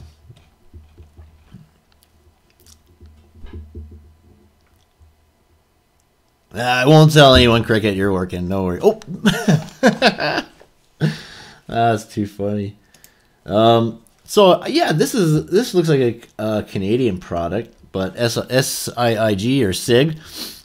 This is a new piece that is available for designers for media deployment, right? So HDMI switcher will let you broadcast to multiple TV screens throughout the building and stuff like that, right? Yeah, hey, Wilro, I bet. And you know what? The thing is about that, right? Like we really slow down in the winter here. Do you guys slow down in the winter there? Like your winter? Do you slow down? Because we do. We right before this, like Christmas, there's always massive layoffs. Like the last couple of weeks before, yeah, let's just sold to move to Florida. We can use Chris and Wheelrose tools. Yeah, man. You know, that's funny because like everyone uses my tools on site, right? Like because I'm the guy who has all the tools, and everyone is always using my tools, even my new Hiltis and all that, right? Like everyone's always using my tools on site, no matter what it is. Like whether it's my my screw guns, my router, whatever, right? Like my saw, like everything, right? They're always using my tools. You know, I don't know why these guys don't buy their own freaking tools. I always buy my tools, my own tools, but you know, I don't know what the hell these guys do with their money, but they're definitely not buying tools with it. That's for sure. Jeez. Oh man, yeah. What winter, right? So what happens here is right before Christmas, there's tons of layoffs. The last couple weeks leading up to this Christmas, I was getting phone calls like crazy. You know, guys looking for work and stuff like that, right? But you know, I'm back by the hour working for somebody else, so you gotta deal with it. Call the company yourself. Get a job yourself. Because I mean, I can't refer these guys. For one, I've referred them before and they've screwed it up, so I'm not going to refer them again. But yeah, I don't piecework anymore, so I'm not bringing on any more guys with me. I don't have my thing going, so I don't need any help, which is nice. I like that because I always got too big a heart, and I'm always bringing these guys on. You know what I mean? Trying to help them out, and that's a nice thing now. Not having to do that, I can with a clear conscience say no. I'm not hiring anybody. I'm just working for this company. Call them if you want a job, and then it's up to them, right? So it's actually really cool. But I hear that about California. We've been hearing that about California for my whole life, right? And I don't know. This is the first time I'm hearing of that one, Jason, in Florida too. So, swampland, yeah. In Homestead, yeah, swampland. Yeah, anything built on the swamp lands tends to sink gradually over time, right? Have any of you guys seen this stuff? The Galva bar, this galvanized rebar. So the one thing you notice about rebar is when it's stored and it gets wet, right? Like it's stored outside, it gets wet, it rusts like really badly. And I don't think that's a big deal, and I don't know what the benefits of having galvanized rebar is, but my ball. That's funny. I know what you mean. That's funny. Hey, yeah. See, Jason. Yeah, and that's the thing. Like, I mean, I'm really like I'm one of the lucky ones that like there was only I got laid off. I got laid off twice in the winter before winter, and both of them were when I was working for a general contractor. But as a subcontractor, I've always been working. Like I've never never been laid off because I'm the one. You know what I mean? Because when you're sub, you're working for multiple companies, not just one, right? So I'm lucky that. Yeah, right. I'm lucky too. The company that I work for now is big enough. I don't think there was any layoffs at all this winter from the company I work with. I think that the company I work for is hiring guys. They're the biggest drywall steel stud outfit in the city, hands down the biggest, and they got big jobs. And so I think they probably need guys without laying them off. So I got real lucky. I picked the right company to work for. But yeah. Yeah, I bet you with the weather conditions that you have there in Florida, humidity, moisture would be such a terrorizer over there, right? So that's cool, man. That's funny. Now Nightbot is posting that link. After I programmed the link on Stream Deck, now Nightbot decides to freaking post it. That's crazy, but at least it does it automatically, right? And my live viewer count is working on the Stream Deck, so that's pretty cool. Yeah, so far everything working. I kind of want to push this. Yeah, I'm a drywaller. Yeah, that's I'm a drywaller. I'm a framer. I'm a journeyman carpenter. A journeyman ISM, like Lather, interior systems mechanic is what we're called. I did 7 years of electrical. I did I've done sprinkler, HVAC. I'm a first year tin basher, right? Sheet metal worker apprentice. Yeah, and I'm experienced with cladding, and like I don't hang the cladding, but I as a project manager and estimator, I do commercial cladding, industrial cladding, whether it's ACM paneling or like sheet metal panels, or like Kingspan insulated metal panels, right? IMPs. I'm turning 40 in a couple months, or I'm turning 40 in March. I started in the trades I was 15, so it's been quite a while. But I definitely, I've gone through the trades. I see when I was a carpenter, being in commercial construction, I had to go to ISM. I had to go to steel, right? Because that's who builds the walls now, right? There's no wood walls in commercial anymore. And like I did a lot of concrete with, as a carpenter. I did a lot of concrete, scaffolding. And that's also what opened the doors to operating equipment and stuff like that too, right? Like I've never operated, like I operated mobile crane, a 30-ton mobile crane. I operated tower cranes, and like skid steers, little machines like that.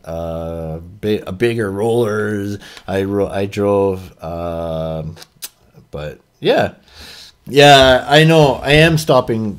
My goal is, this is hopefully my last year, right? Like this is really hopefully my last year in the trade. I got, like I was saying, this whole, the reason why I'm trying to put a construction channel together, an educational channel, is to kind of develop an income to substitute what some income that I'm making now, because like the way that it's going to working out with all these kids now, and my physical limitations right now, right? It is what it is. Like it would be better for me to work from home so I can watch the kids and get them do their thing, and make money at this somehow, and and plus, yeah, from all the years of construction and sports and stuff like that, I do have physical limitations, like my hands are pretty messed up. I've been blessed. I don't know. I haven't had any issues this year even. They've been really good to me. They've been really, really good to me. But it's amazing that I don't know if it's the CBD or whatever, the THC, CBD stuff. Like it's constant. I don't know if it's that.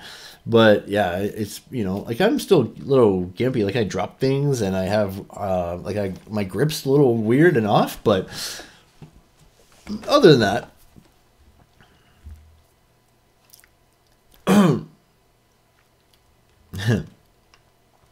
yeah. Well, that's the thing. Like if you're hanging sheetrock in commercial, right? You're doing 12-foot 5/8 stand up, and then you're going up 12 feet and putting another 10-foot sheet on top of that.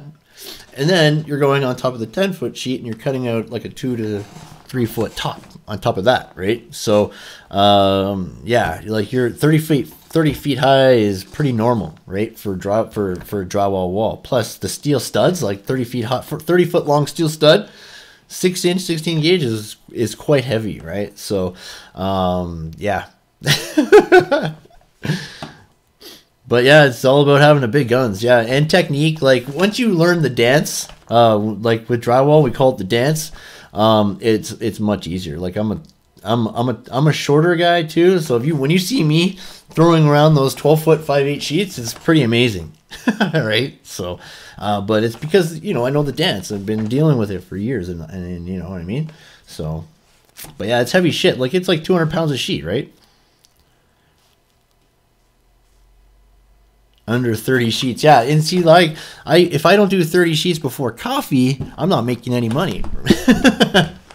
My goal is 80 sheets a day, and that's hauling it. That's hauling ass. But 80 sheets a day is my goal. When I'm pieceworking, I need 80 sheets, and that's usually 5/8. I don't do 1/2 inch very, very often. right? I do half-inch very, very rarely. You know, mostly 5/8, right? And they're 12-foot sheets. And yeah, 80 a day. That's my goal. That's how you make money, right?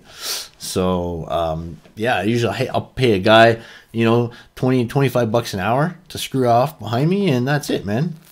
You look about 4 feet, 4 inches, right? Yeah. Oh, man. Yeah, where'd you get that picture of my arm? That's funny. You get a board? What? You get a board? Oh man. Oh, sorry. So what I get a board? I charge 25 cents to 45 cents depending on the job. So minimum 25 cents a square foot. And then I'll charge up to 45 cents a square foot, right? Depending on how, you know, how complicated the job is. But I'll never touch a sheet of drywall for less than 25 cents a square foot. Never. So yeah, and even that like 35 cents is what I normally charge on average. Screw and glue. No, they have to supply the screws and the glue. I got the applicator for the glue, but we don't glue our studs. We're on steel stud. In commercial, we screw it off. We don't glue it.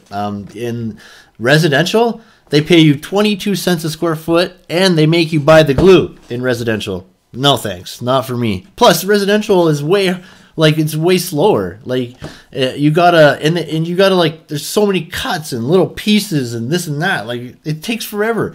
You know, commercial, big, wide open. There's no ceilings in commercial. No ceilings, right? You just drywall walls, man. The trade off is doing your tops, but tops are nothing, man. I'm so fast at that. But yeah, so and that's finished. So we charge. Oh God, I'd have to pull out my my calculator.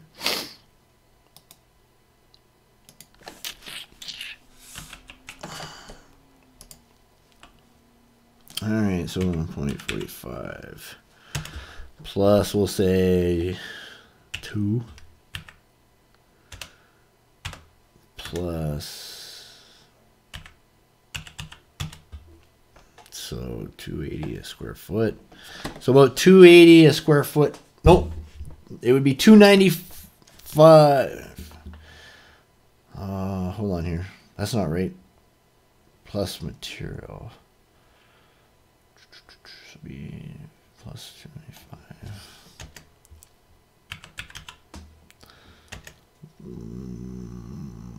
Let's say another about 20 maybe.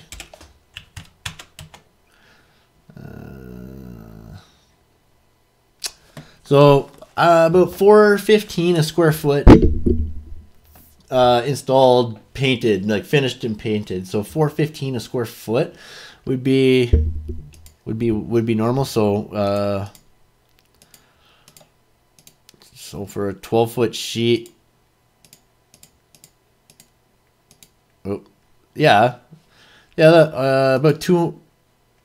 So that doesn't sound right, but $200 a sheet. Yeah, I guess that was about right, because yeah, the difference in whatever. So it'd be about $200 a sheet for a 12-foot sheet, and that's right to paint. So yeah, and of course wheel roll, absolutely. I always bid jobs based on difficulty. Absolutely, price them based on that. Yeah, because different. Yeah, man, you gotta, you know, and sometimes when you're working from, sometimes when you're working with a client who repeatedly hires you and gives you other work, then you give that guy a break. You'll take the good with the bad, and you'll charge them a flat rate for shit, right? That's generally how I roll, but I'm sure that's the same for you too.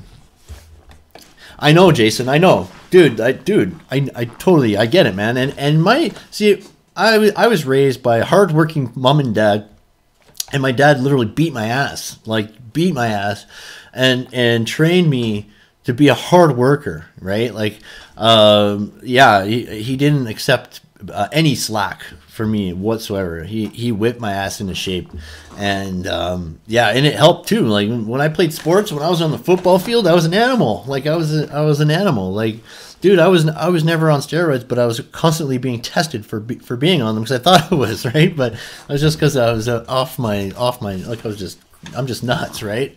And really aggressive, right? Like I you know, so when I work really hard. Yeah, that's cool, Wheelrow. I mean, you know what? That's really nice to be at that level where you have enough referral business to keep you going and you don't have to advertise. That's the best. I've never, I don't think I've ever advertised. Well, I guess I did. Like right when I first started, I did. I advertised, I suppose, right? Like but it was like I was walking the pavement, handing out my business cards to people, right? That I found, you know, relevant to what I was looking for, like, and then from there, yeah. Now I just cold call. If I need work, I'll just cold call people and say, you know, hey, what's up? You know, are you looking for anyone? And yeah, so I guess I do self-solicit. I used to self-solicit, or I would too now. I say if I lost the job I have now, I'd have to make the calls. But yeah, I don't. Yeah, I know what you mean though. As a business though, to not advertise, that's a really nice place to be. To have enough of that referral business to keep you, you know, keep you going, sustained, right? Sustained. That's awesome. Yeah, an asshole fee. Always charge an asshole fee. Oh, trust me, I always do. I always do too. Yeah, one way or another, I make the asshole pay. So always. Wow, 20,000 flyers. That's impressive. That's how you do it, man. Oh yeah, Jason, here's a 2-stage cooling system with the hybrid intelligence. It's Air 2.0. Have you ever heard of the Air 2.0 equipment? Here's a new you know, it's a commercial cooling system.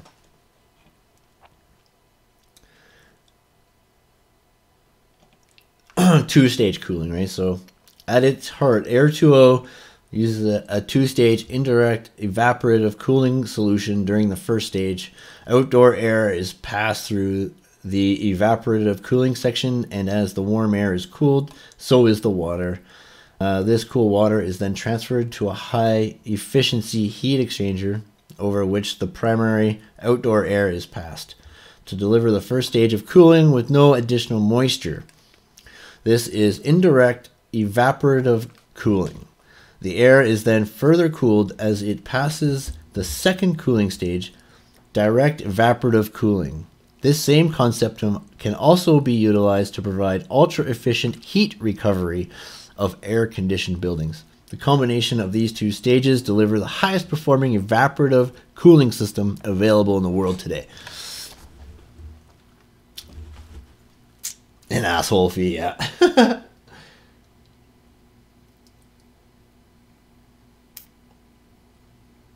Yeah. Well, you gotta keep busy. You gotta do what you gotta do, and yeah, like not everybody is at that level, you know, where you can ride on your referrals, and that's a good place to be for sure. But yeah, and in downtimes, man, you gotta make the calls, right? You gotta advertise. You know, that's pretty cool, eh? How it works. That's too funny.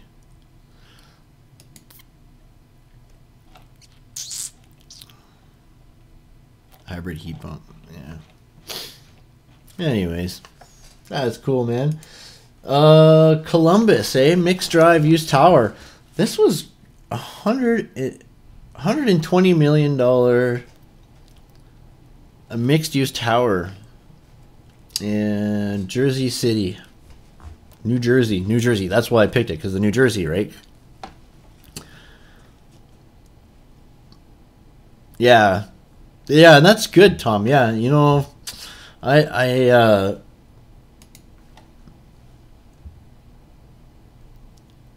Yeah, no worries. Yeah, we're almost done here too. We're almost done, Jason. I'll be wrapping it up here real soon.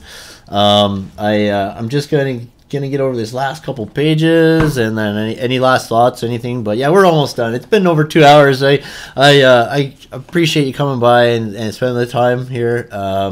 Yeah, man. I'll be seeing you soon on the next one. All right, man. But yeah, we're almost done. So it's good, man. Yeah, it's wow, 2 hours. Wow, that's crazy. That's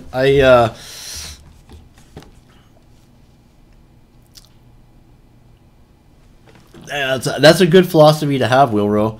To do everything no one else wants to do, and that's also how you stay employed as well. Like, I never say no to my boss, you know, unless it's something stupid. But like, if it's a task that needs to be done, I never say no to my boss. That's what I tell him. I said, I can't believe how many guys turn down work. It's insane.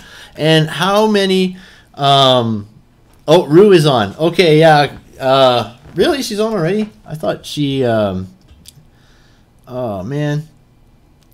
Oh, I guess yeah, it is that time. I'm gonna jump over there too here right away. Yeah, last final thoughts, I guess. Let me make sure I get these pages. So Greenwater, I think that's it, guys. There's this last project here. Greenwater mixed use development, fourth block, and $50 million in Travis County, Austin, Texas. So yeah, there's quite a bit of construction going on down there, guys, in the States. So we just saw evidence of that, right? It's awesome.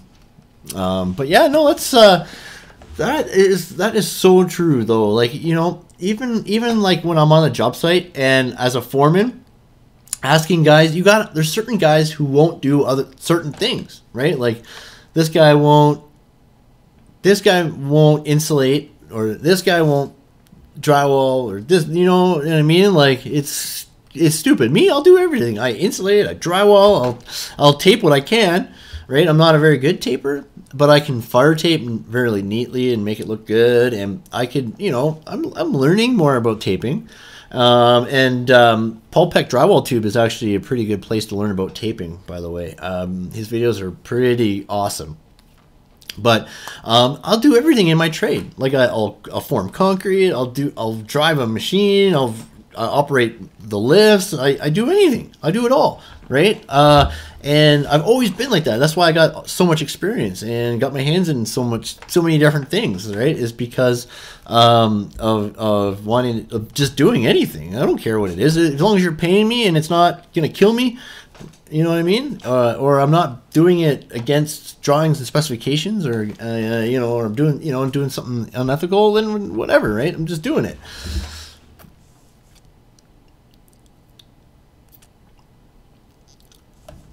Oh wow! For a guy, he wants his whole house painted. 10K.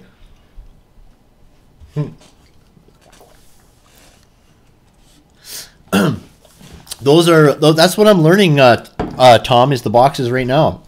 We hired a taper by the hour, and I've been watching and asking a lot of questions, and those boxes are impressive. You know what I mean? And that might be an option for me to go into taping. If I go buy all the boxes and Will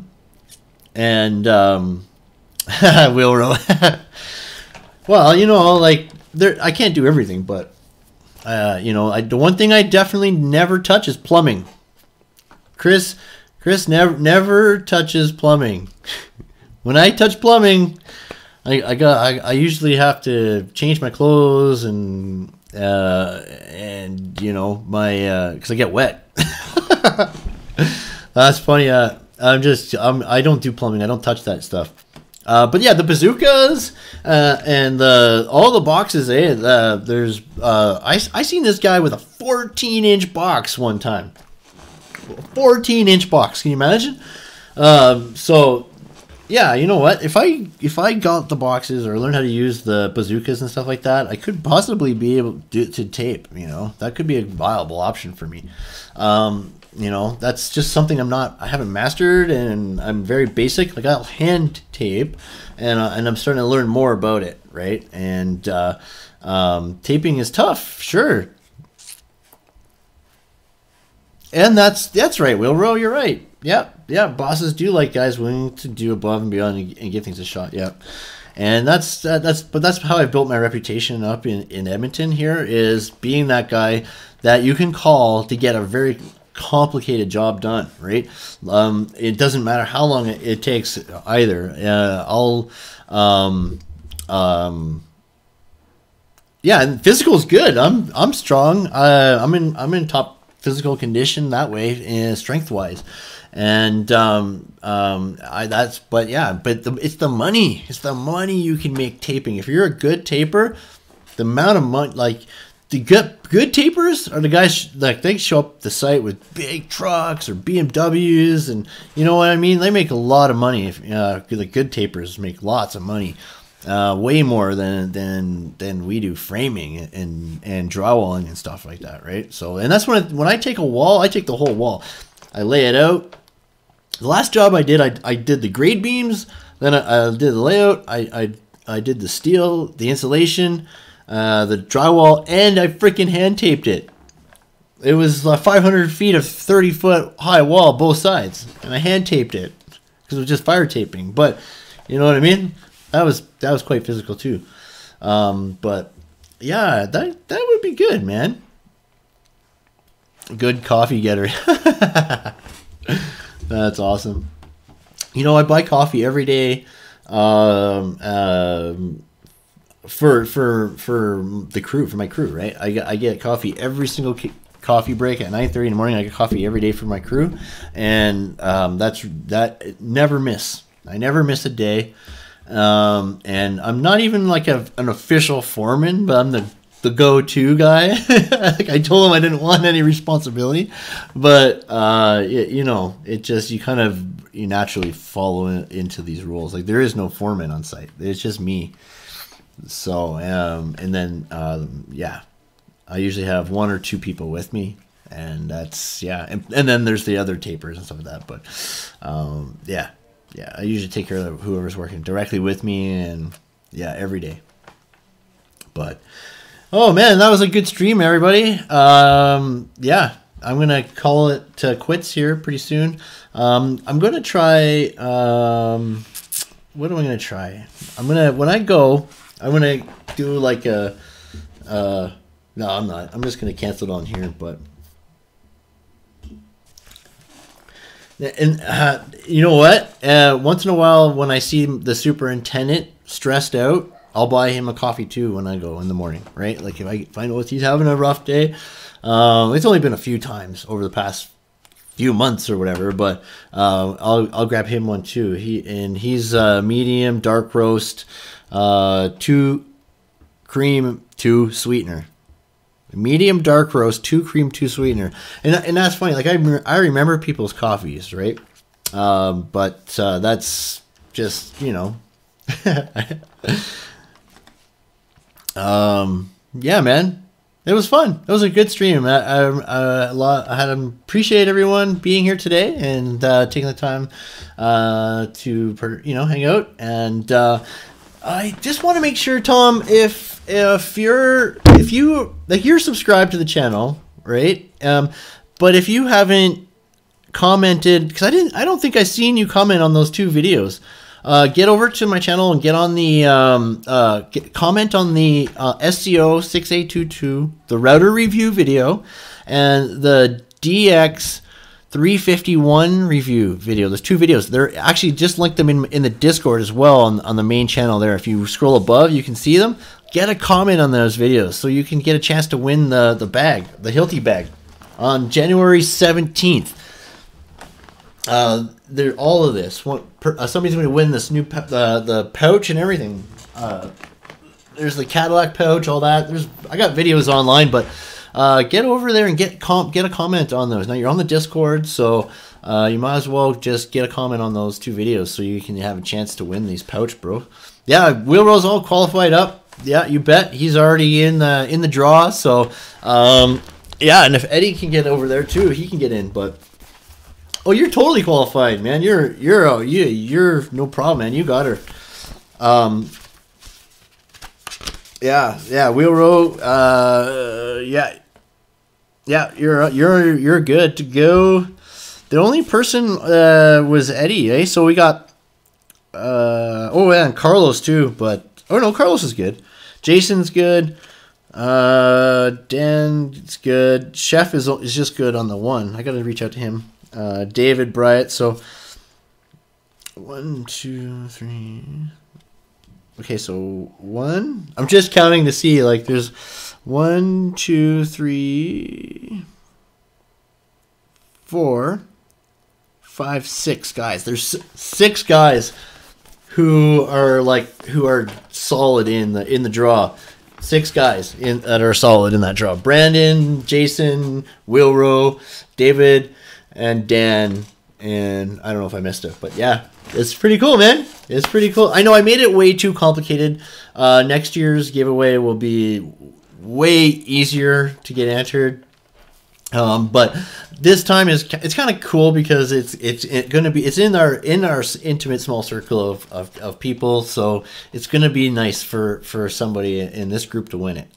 So right, it works out really well.